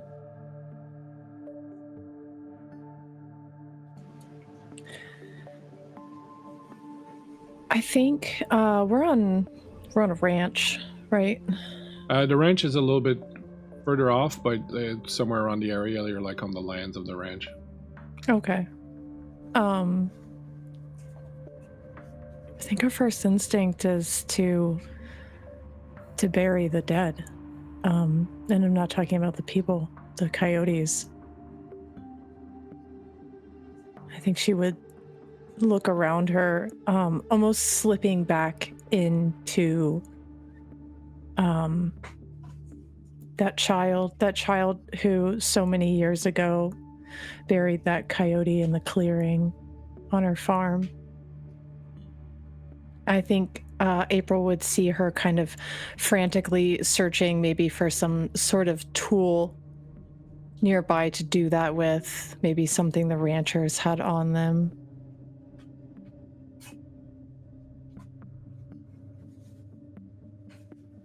And what about you, April? What do you do? I'll help Teddy lay the coyotes to rest and keep looking over at these men that we killed. And once the coyotes are buried, I'll turn to Teddy. Do you ever feel bad?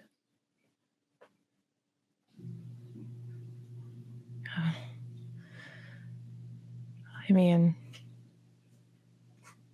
I think it's natural.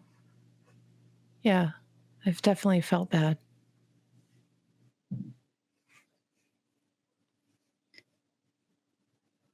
We have to do something for them. I know they weren't good people, but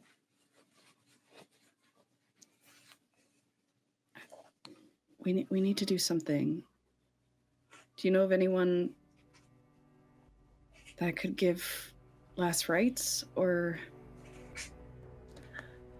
I think she pulls that card out of her pocket. There was that priest, the night I found you. He gave me this, and she's gonna hand it over to April. A simple card, black with a number written on it in white, no name.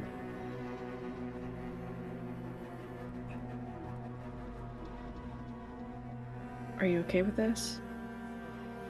If it makes you feel better, then of course, whatever you need. I understand.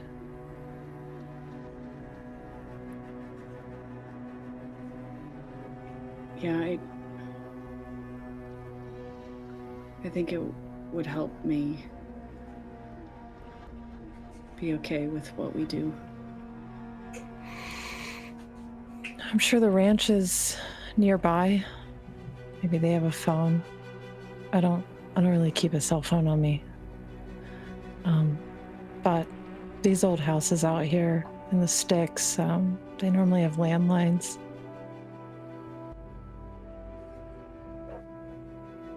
I don't suppose you got a phone. I lost my phone a long time ago. All right, well, let's go up to the house then. Are there horses out here? Yeah. I think she's gonna go over. A couple of them scattered during the whole thing, but there's still a few of them that are like close enough that you could find them again. Yeah, I think she's gonna use her animalism on them and try to calm them, and basically ask that they take the two of them home, their home. You climb aboard the horses. You get the feeling, April, when Teddy's reaching out to the horses and kind of communicating with them, that you understand what's being said and what's happening. The two of you will arrive a couple hours before dawn at this small ranch. It's not too far. As you guide your horses onto the land, you notice a couple of cows that have been killed, and you can tell that it was coyotes that did it. Probably about half a day ago. You come up to the house. There's no one there. It seems to be one of those, like, it's not like a house, like a live-in ranch kind of thing. It's like the the small ranch that's out by the pastures or by the grazing area or something to that effect. It's not like a full house thing. So as you approach, there's like the barracks where the men would sleep, and then there's like a small office at the front.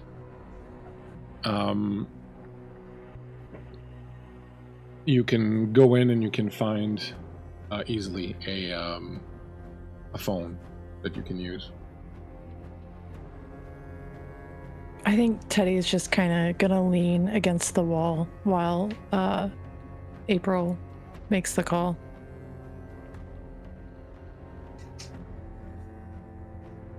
You make the call, April. There's a woman who answers the phone. Hello? Yeah, I was given this number by a priest. And no priests here, honey. Is there someone who's a man who Misha? You want to talk to Misha? And I'll like cover the receiver. Was his name Misha? Yeah. Yeah. Hold on, honey. You hold on for a second, and eventually the voice comes back on. This time, a man's voice. Hello? This is Misha. I don't know if you remember me, but I was the one who you tried to help in the truck, and my friend Coyote was there. Oh, yes. I'm very glad to hear your voice. Are you okay? Yeah, we need someone who can do last rites or something. We're out at a ranch, and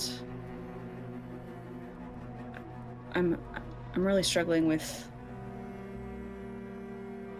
being okay with some of the things that I've seen. I understand. What can I do for you? want me to come find you? You want to come here? What do you want? How can I help you? Well, if you could come here, that would be great. There are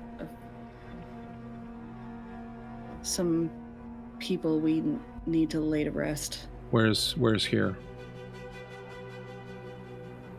I'll just sort of hand the phone to Teddy. Can you tell them where we are?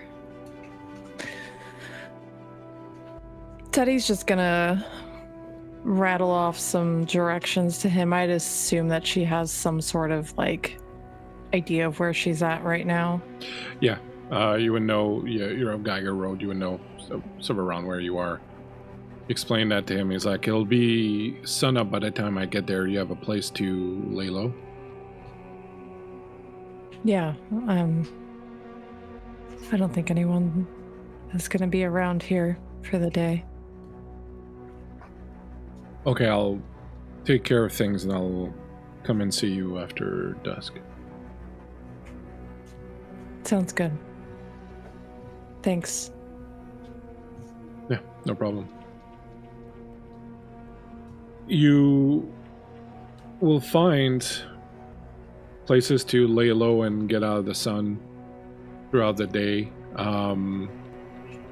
April, you sleep with difficulty. You keep seeing and replaying in your mind the events of last night and the murders of all those men and the voices and the screams and the pain and the scent of the blood. And again, even though you're full right now, you drank all you could drink. By the way, both of you can fill up your blood. You still feel that hollowness inside, and you still feel that anger that kind of envelops it, and that is kind of threatening at all times to kind of take over. By the time you wake up, the two of you, the next day, and you have to burn a blood to wake up, so you can go to full -1, basically. You come out from the basement, the root cellar where you found shelter, and you see a Jeep parked out front. When you step out, you see Misha's there, and he has with him a couple of women. One is an older woman with long blonde hair. She's dressed a little bit kind of like a cowboy. And one of the other women that is with him is a little younger, Hispanic. She's got tattoos, and they're all kind of dirty and covered in dirt and sweaty as all get out. Misha approaches and introduces Hannah and Lucia and then says, "We took care of the situation out there. If you want, I can take you there. You can see what we've done, but we didn't put markers so that they would be found. So that they wouldn't be found, but I did give them the last rites as well as I could remember them, and we did bury them."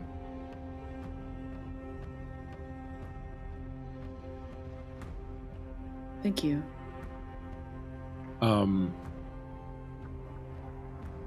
Do you want to come home with us? What do you want to do? I think Teddy's gonna look to April.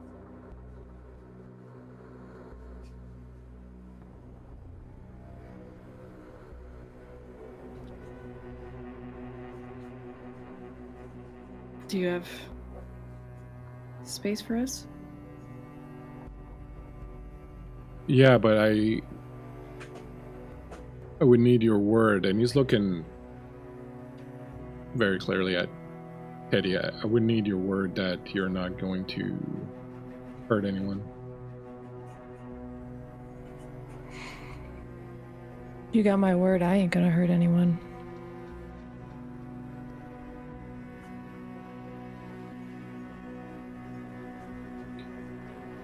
You know, and he comes up to you, April, a long time ago when I was still practicing.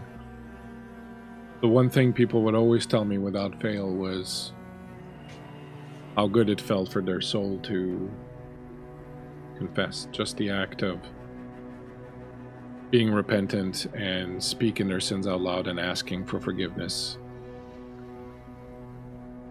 always did them a world of good.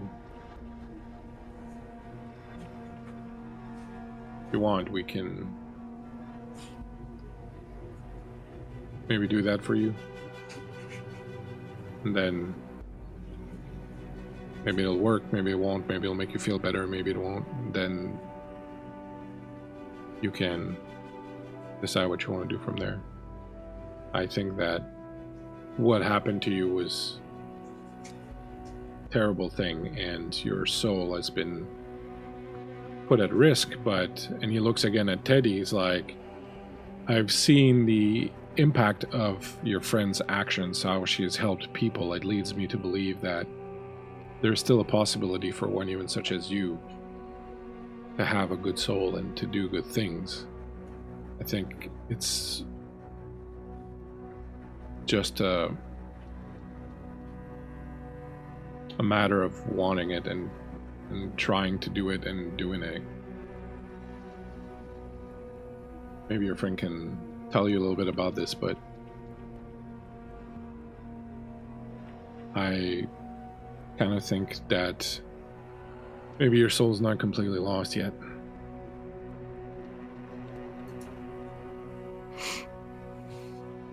I hope not. And maybe it would help. I'm willing to try anything. All right, let's go. It's not very far from here, maybe about an hour's drive out. I assume you guys had a car, right, when you came out in the desert to begin with?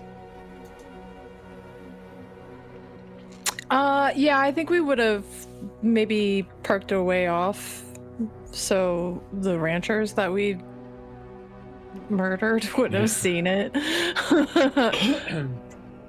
So you can, they'll drive out with you, basically. You can maybe ride the horses back and they'll kind of guide you back there. And once you get back to your car, you can let the horses go and get back in your car and drive out with them.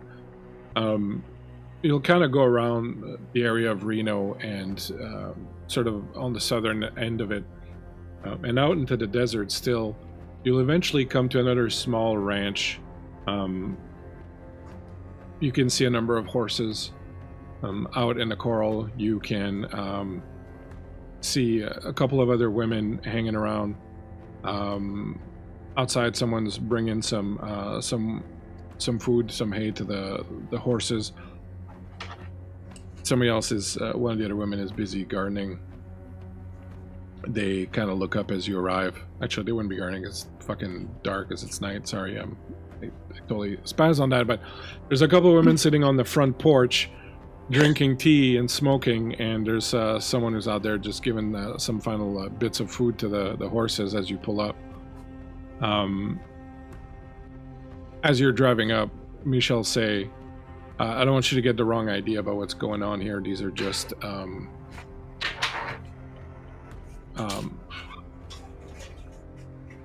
they were in trouble. They wanted to get out of the life and they had nowhere else to go. So I had all this land here and no one really to work it or to do anything. So they've, some of them have in time agreed to come and spend some time here. Some of them decide to stay, some have left, but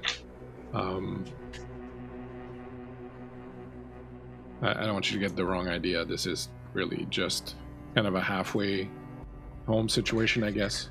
Look, you don't gotta explain yourself to me. You don't seem like a bad guy. And I've seen plenty of bad guys at this point. I feel like I got a good gauge for them.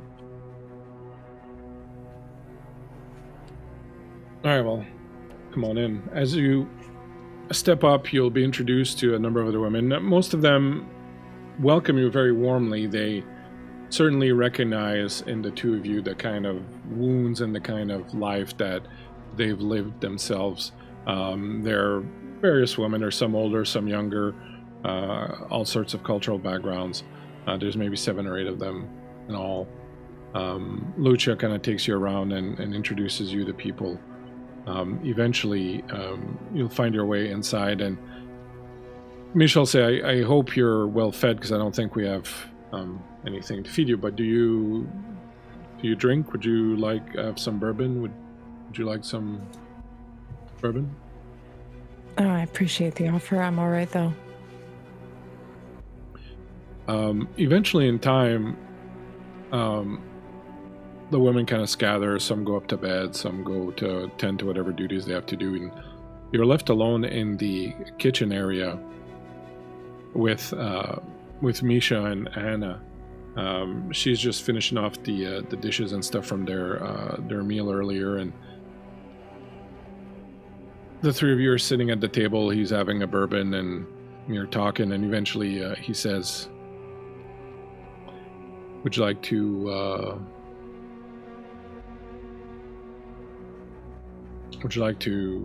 try it, April? Would you like to try confessing your sins and asking God for forgiveness? Yeah. I can leave. If that would be more comfortable for you. You don't have to. I think she kind of leans against a far wall.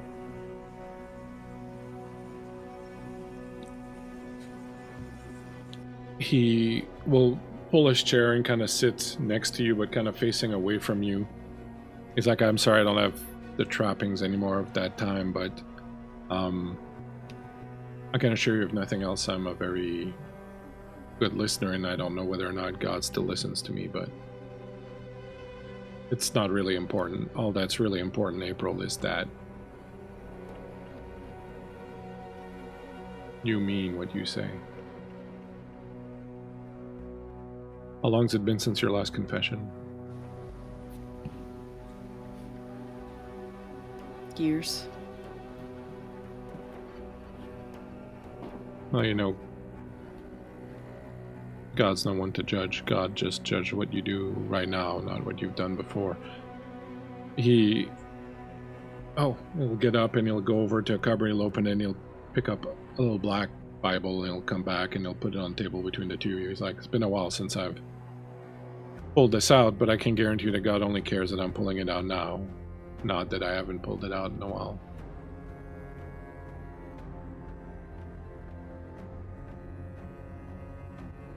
In the name of the Father, the Son, and the Holy Ghost.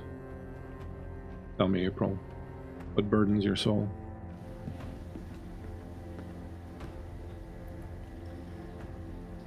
I've killed more people than I care to think about. I've stolen and lied. I've forgotten what it's like to be good.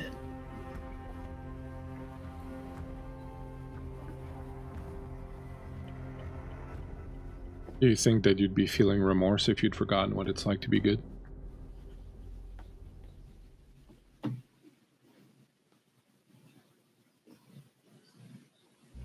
I don't know.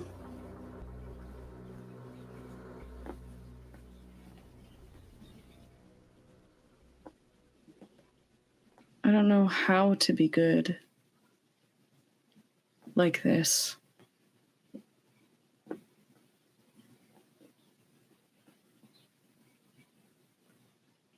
What about you, Teddy? Do you know how to be good like this? This ain't about me. No, but you're the shepherd here. You're the one who's guiding April through this shadowed valley. You're the one who brought her here. You're the one who's guiding her.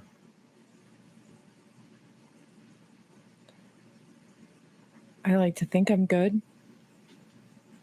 I like to think I know how to make good choices that are right. Maybe not all the times. I think we're all flawed.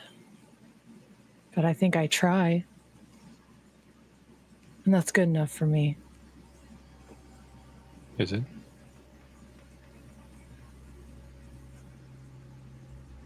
She kind of narrows her eyes at him. What do you mean? What are you digging for? What made you decide to save April that night, knowing what it would do to her? Fear? Fear of? Failing the girls. Does that make me bad? I'm not here to judge. I simply want to give April a sense of what the new moral compass might look like.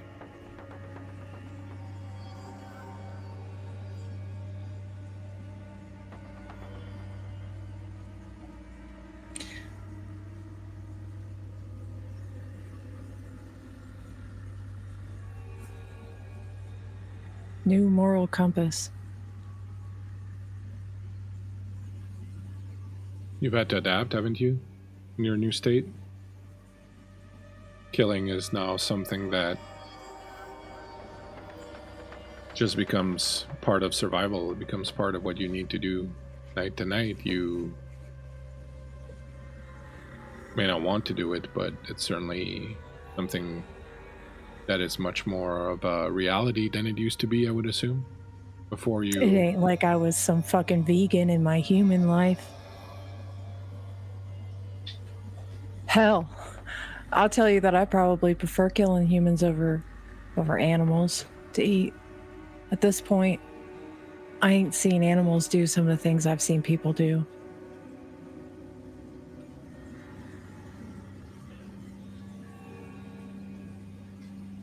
That's fair.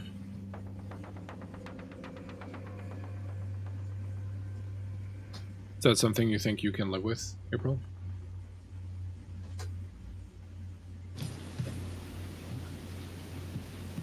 I don't know yet.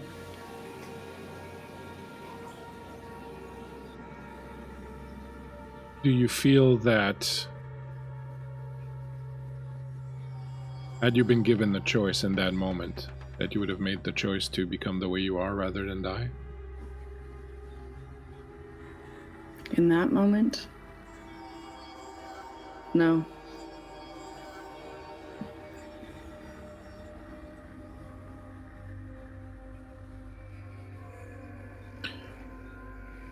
There are several reasons why I stopped serving, and one of them was similar to yours, I guess, Teddy, and the fact that I felt a sense of disillusionment. It felt like I was constantly trying to push water uphill, and that it made very little difference in the long run. And that sense of futility is what did me in the end. An eternity of that, an eternity of pushing water up the hill, of trying to do better, of trying to serve, of trying to remain moral. It seemed like a lot to ask of a man.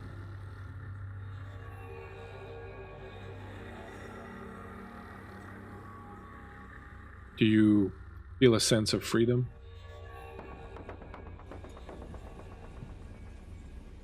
Being free from the morality of man now?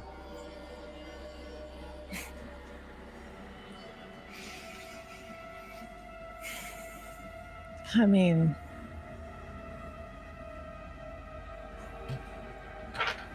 am I though?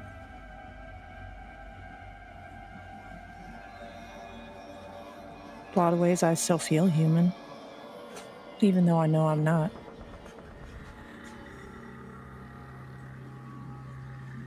Try to make human decisions. I ain't just out here joyriding, killing people, anybody, you know?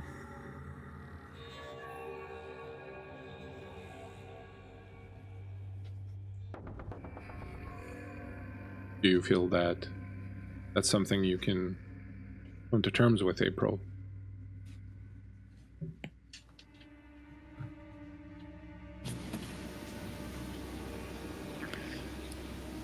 It might be worth a try. It's either try or don't, right?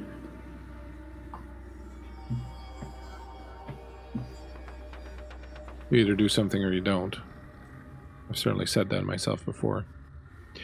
I want the two of you to understand that I'm not judging you. I'm merely trying to paint a picture here so that April can get a sense of what these change mean. And beyond that, I'm also curious. Do you feel, either of you, that you've cheated death? And in cheating death, do you feel that you've broken perhaps the most inviolable law of nature?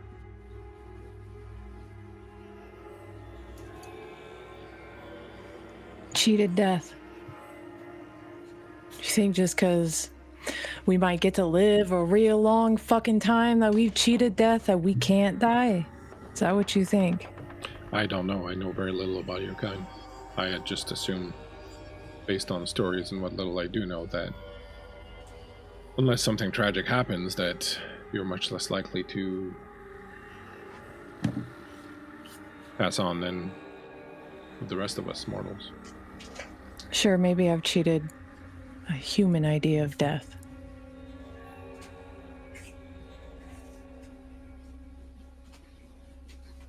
Your concept of death. It was yours too at some point.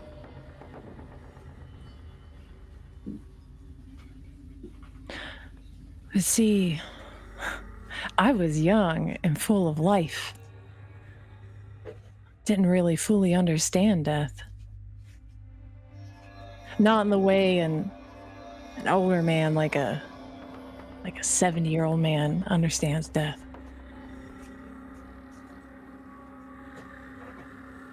No. That was just something that happened to other people.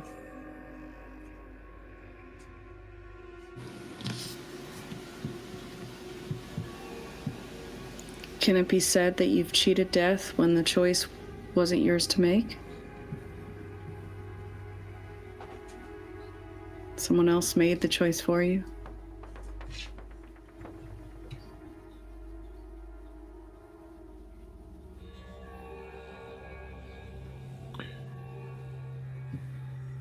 I think that most people don't get to choose. Most people die in their sleep or in an accident or in some way that they did not choose.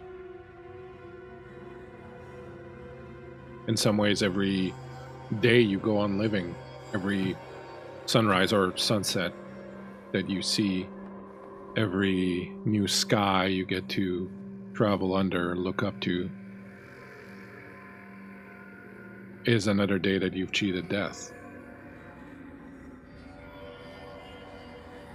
My further understanding of it is that the world we're living in is dying. People are dying. The world itself is falling apart in many ways. And I feel like it is our duty to help push it along. Help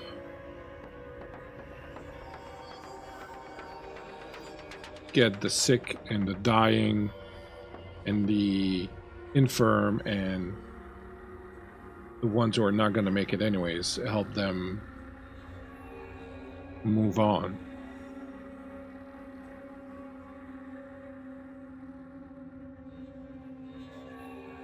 I think that you have cheated death because you've removed yourselves from that equation. It is no longer a question of whether or not you deserve to continue living or whether or not you are too infirm or incapable to be allowed to continue living. You've removed yourself entirely from that. You're not part of that anymore. And I think that that's the true nature of how you've cheated death. You've removed yourself entirely from the equation. And I think that by that rationale, you've removed yourself entirely from the questions of morality. And because of that, I think that it is impossible at length for you to remain moral. Both of you are fairly young, I would take it. I think that as time goes on, as you take lives, as you drink blood, as you see night after night after night after night, as you watch the ones you love die, as you watch the ones you hate die, as you watch their children die, as you watch their children's children die, it will fatigue your soul, it will gnaw at your soul, it will erode your soul until you find yourself unable to have any shred of it left, because seeing these people die, seeing all these things happen all the time, one after the other, seeing so many nights is going to become unbearable unless you force yourself to not feel anything about it.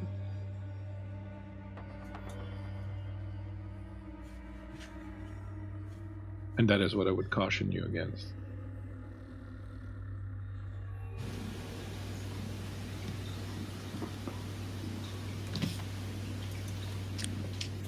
Is he wearing his clerical collar So still? what you see is that it's not a clerical collar. He's wearing a white shirt with a taller neck underneath a black shirt, so that it kind of looks like a collar. But you can clearly see that it's two shirts. It's just, so it's probably like, on purpose, because at a quick glance it looks like that. But you realize that you can see the white the entire way around, and it's just the way his jacket is and whatnot, that like it's kind of a suggestion of a priest's collar rather than an actual priest's collar.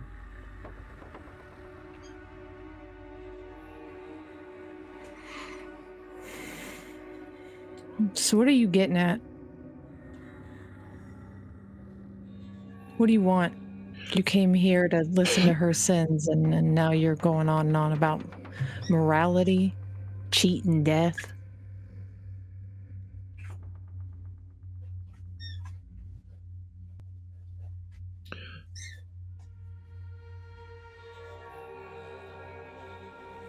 I think that, well, first of all, I don't want anything. I'm merely satisfying my curiosity. It's not every day that you get to sit with, well, for lack of a better term, vampires to talk about such things. And I am endlessly fascinated by death and by that cycle and by the role that we play in pushing that wheel around. Because that is what we do. We play a role in pushing that wheel around and keeping things moving and keeping the world rejuvenating itself and redoing itself, and the sick, the infirm, the dead, the old die, and then new people are born, and there is a cycle to that. My curiosity in your kind comes from the fact, like I said, that you've removed yourself from that cycle, because you're not living, but you're not dead either. You are bystanders to the whole process.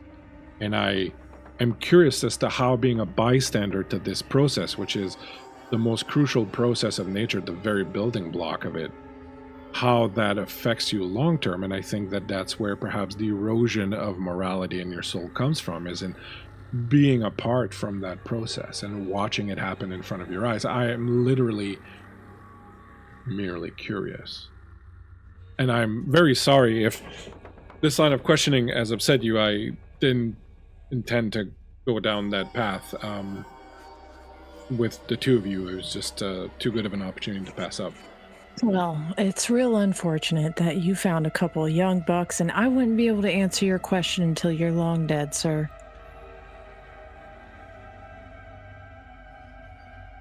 Fair enough. Fair enough. I will be long gone before you are. One day this discussion will be not much but memory. Not much but dust, not much from something that has completely disappeared, as my body will go. But if I am correct, and if I am right in that there is a wheel, a process, cycle. Then perhaps someday I'll return and we will meet again. And maybe I'll get to answer your little question on morality for you. Perhaps. Well, I would ask, he looks up, the sun will be here soon enough. I would ask one favor of you, if the two of you would not mind sleeping in one of the other buildings during the day, just so that people who live here don't feel too uncomfortable. I would appreciate that. I hope that doesn't offend you, but I have more. I have a better understanding.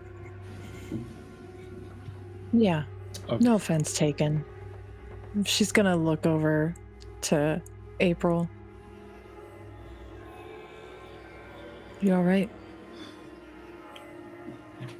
Perhaps this is why people why people like us lose their morality.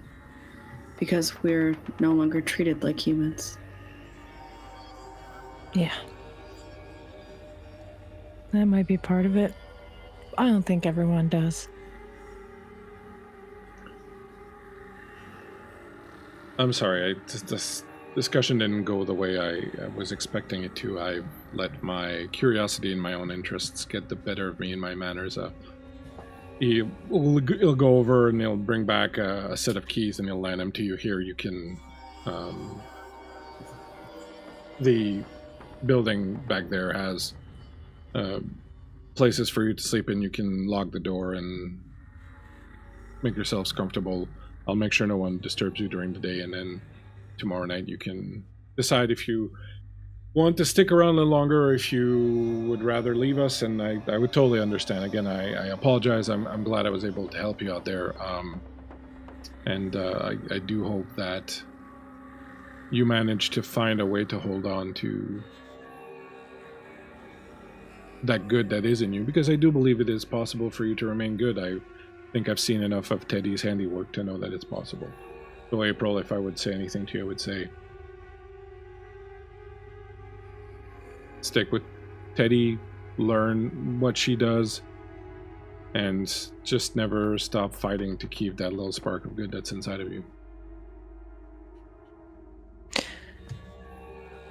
You know, you've asked us a lot of questions tonight. Mm-hmm. Do you think maybe I could ask you one? Absolutely. Why'd you leave? Why did I leave? Church.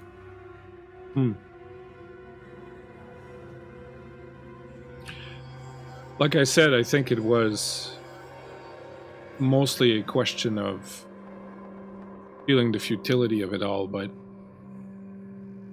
I came to disagree very vehemently with one of the core tenets of the church, which is this idea that life is finite, that you live, you die, and you go to heaven. And even if you don't believe in heaven and hell, but that is all there is to it. You are here and then you are not, and then that is the end of that story. I came to believe very strongly that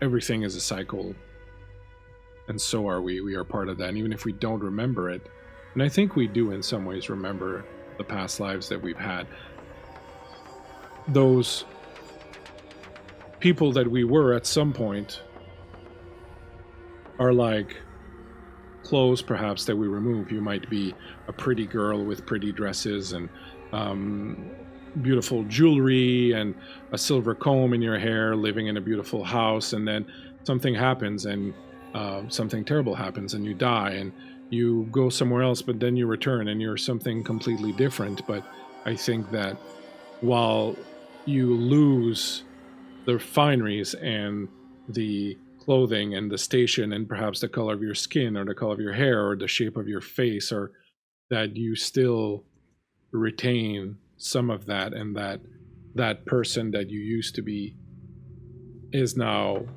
one part of you that makes up the whole. And I find that infinitely more interesting than the idea that things just end. Endings are, well, not very interesting to me. Is that why you still dress like a priest? Mostly because, although people should know better, it tends to make them feel better in my approach and be more willing to listen.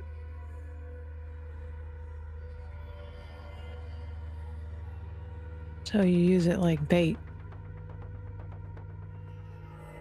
Camouflage, sort of like a way to open a door. Why you need camouflage?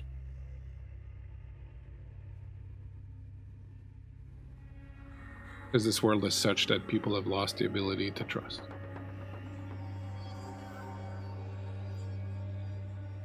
Can I do? Because I ain't trusting him right now. I would like to know if my gut feeling is correct to not trust this man. He is a wee bit sus. Just because I'm playing them?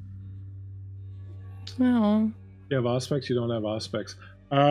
What's your acute sense? A scent? Yeah. And you have common sense.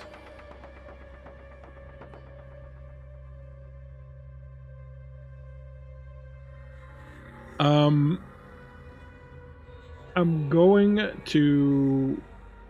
Okay, I'm going to tell you this. I'm going to tell you that you don't feel that... Hey, Bradley, coming in hot with some more bits. 2 more night moves for the lot of you. Thank you. Thank you, Bradley. You don't feel he's lied to you in any way, shape, or form. You do feel that he's really curious more than anything else. That's kind of the driving thing. You don't get a sense of... let me put it this way. Like, he may not be super trustworthy, but you don't get the sense that he's laying an ambush or anything like that for you. Okay. All right. Well, I guess we ought to be getting out of your hair then.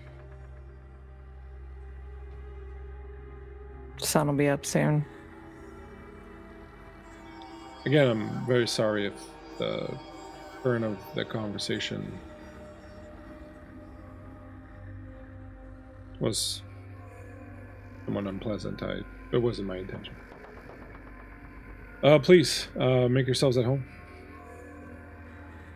You got anything else you wanted to say, April? No. All right.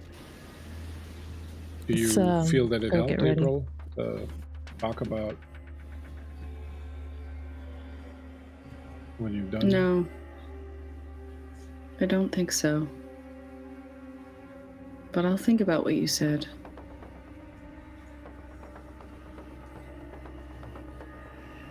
Excellent. Well, I'll bid you good day. I rarely go to bed this late. I'm probably going to sleep until afternoon. So I'll be a bit of a vampire myself. What's a vampire? Pointing. And he puts the Bible back where he took it. And he walks upstairs, leaving the 2 of you alone in the kitchen.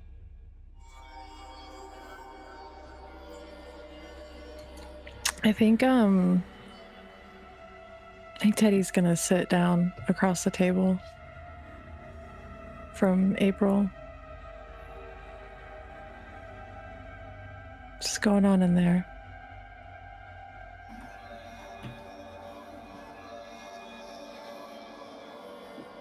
I thought it would help. But it just made things more complicated.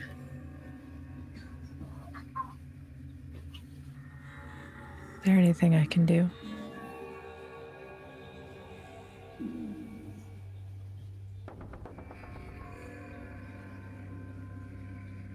No. I don't think he has any right to say what we can make of our goodness or badness based on nothing.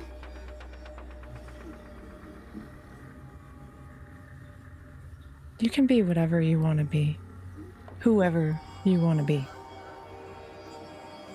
Whatever this is inside of us, this blood, it doesn't own you. You don't have to let it own you. Some people do, give in to the beast, feed it whatever they want. And I'm not going to sit here and cover up shit with roses and say that I ain't ever let the beast take control before and done some bad shit myself. But that's life. That would happen whether you're human or not. Everyone has to make tough choices, go through tough moments.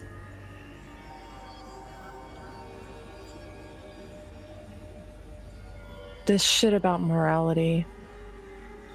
What is morality? Really?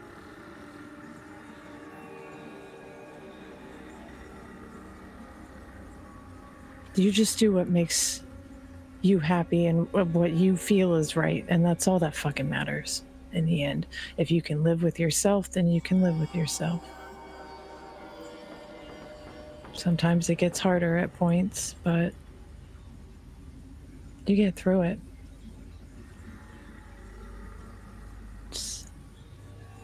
And I'm sorry if that means anything to you. I didn't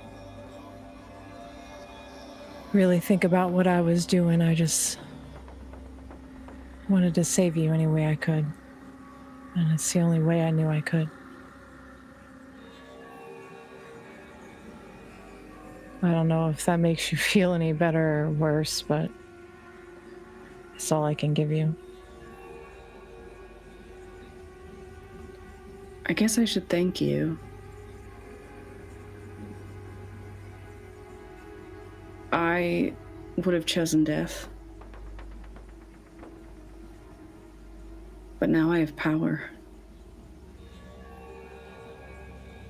Power that I can use to change the world, to hurt bad people.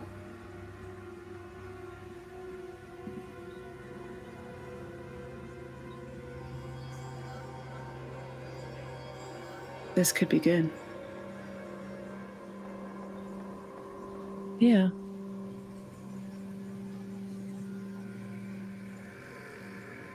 Maybe you could be the next Coyote. Are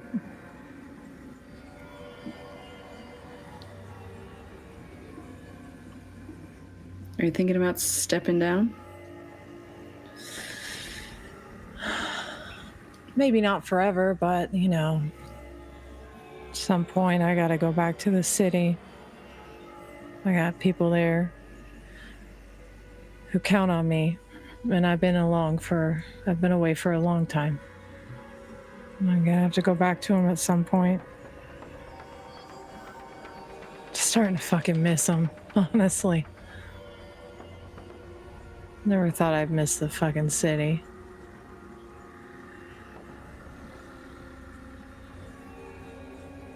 But yeah. I think, this was just a part of my cycle. And maybe at some point I'll cycle back and I'll be the Coyote again to a new generation of girls.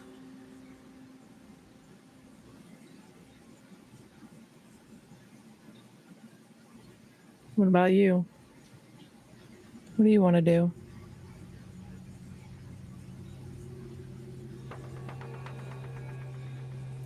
I think I finally feel free.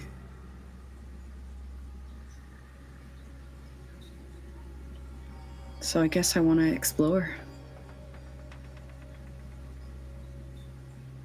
Yeah. I mean, I've told you all the rules I know. And I feel like you know how to take care of yourself.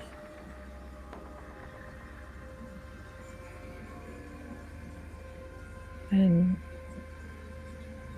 I think you're a good person. Or whatever the fuck we are.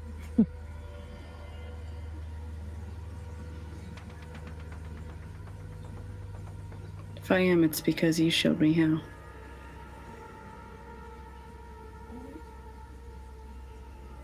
Well, you don't have to leave me right away, you know. We can hang out, we can do whatever you want. At some point I do have to go back to the city. I can feel it calling. And you're always welcome to come with me.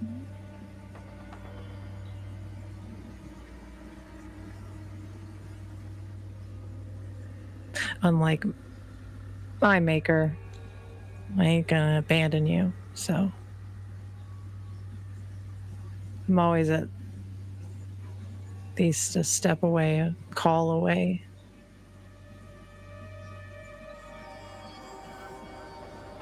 It's good to know.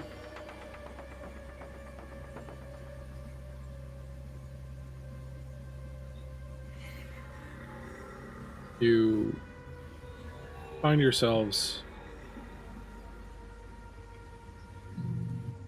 bedding down in the little house behind the main house. You lock the doors, go to sleep.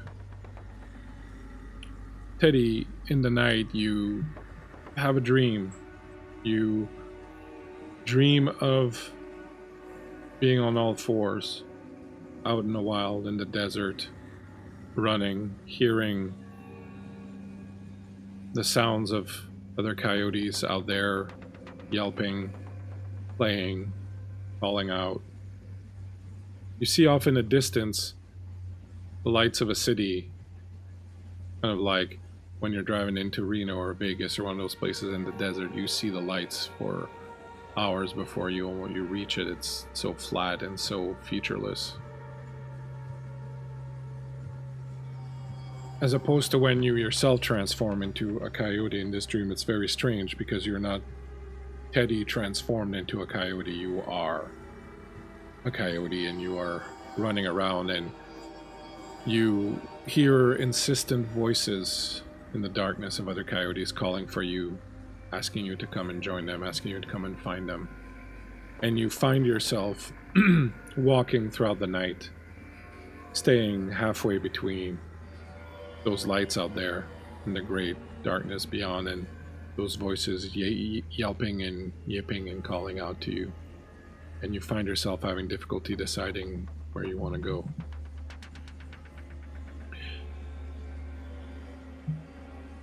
April, you dream also,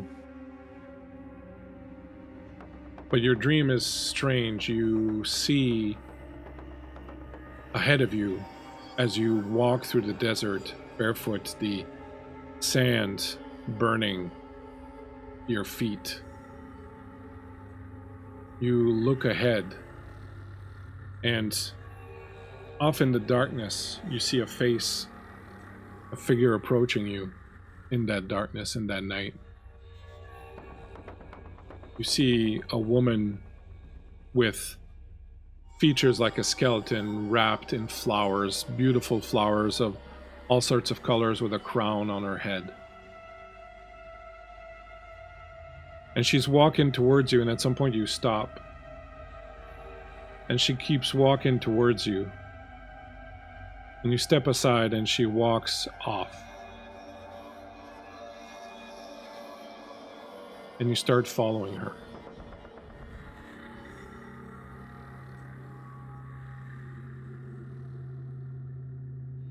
Teddy,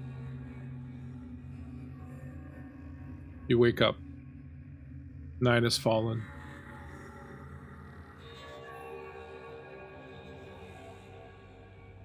April's gone.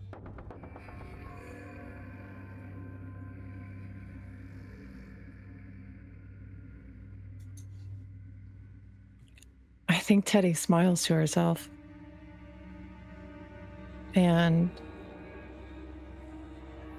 she gets up and kind of dusts herself off and straightens the wrinkles out of her clothes, and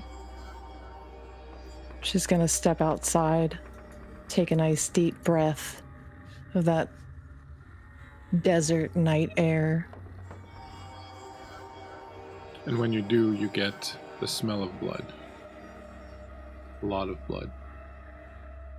Carried on the wind, carried on that desert air, wafting over you, prickling your skin, needling at that beast that's inside of you always, never asleep, never dormant, always just growling back there in the back of your mind. The front door of the house is open. You see bloody footprints leading away from it and off into the desert.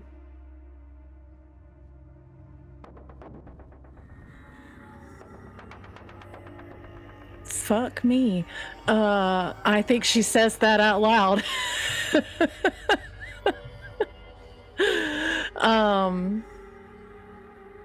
I think her first instinct is to run into the house. You run in, the scent of blood gets stronger, so much stronger. It's like a wall that hits you as you step into the house. You follow it.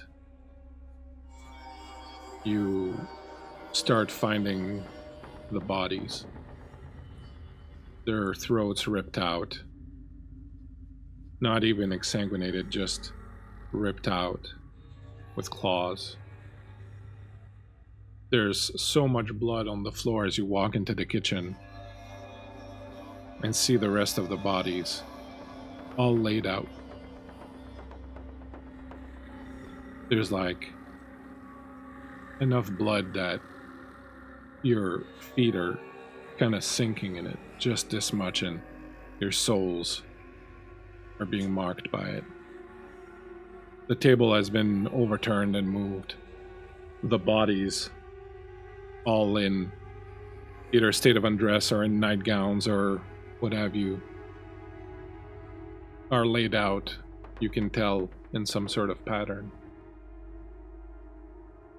It's hard to make out at first. But at some point you get a perfect vantage point for it and you can see it.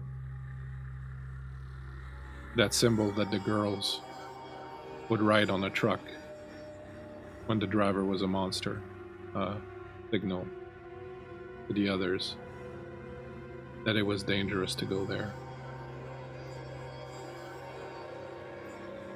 Bodies are twisted and arranged so as to recreate that symbol amongst all the blood. 8 women.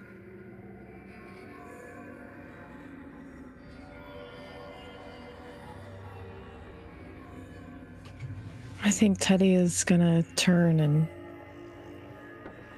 bolt out the door, and she's gonna follow those footprints. You head out into the desert.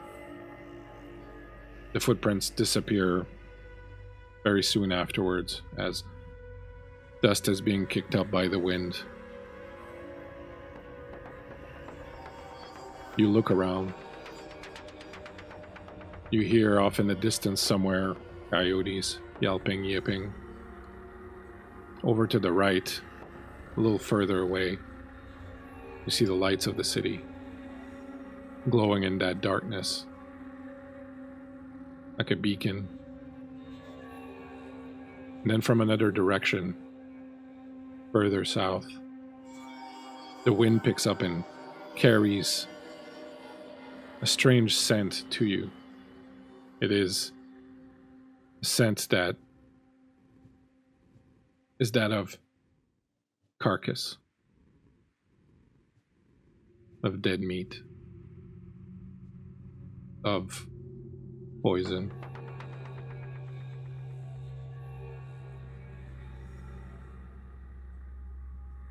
And you stand there and you look at these 3 directions. And you listen to one, and you see the other, and you smell the third.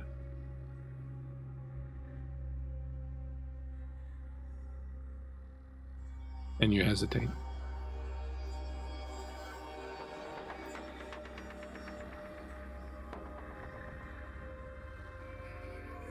And that, my friends, is where we will end Ah! tonight's little session. I loved you, April. I trusted you. Good night, Helena Handbasket. Have a good night. Good night, everyone. Have a good night. My friends, thank you for participating in this bloody little outing. April, what did you do, April? I seized my power. The Why cold you of do the night. this, April? Why? God damn it. April. Now I'm gonna have to find you and rip your head off. Yeah. Exactly. Thank you so much, the two of you. This was a lot of fun. It was very bloody and very interesting. You did notice there was no body of a man. There was just a woman. So, for future reference. Yeah, he was sus as fuck too. I don't know. Yeah, he was a little sus. You know, he wears a collar. It's gonna. I'm glad you're willing to admit it now. Yeah, he was a little sus.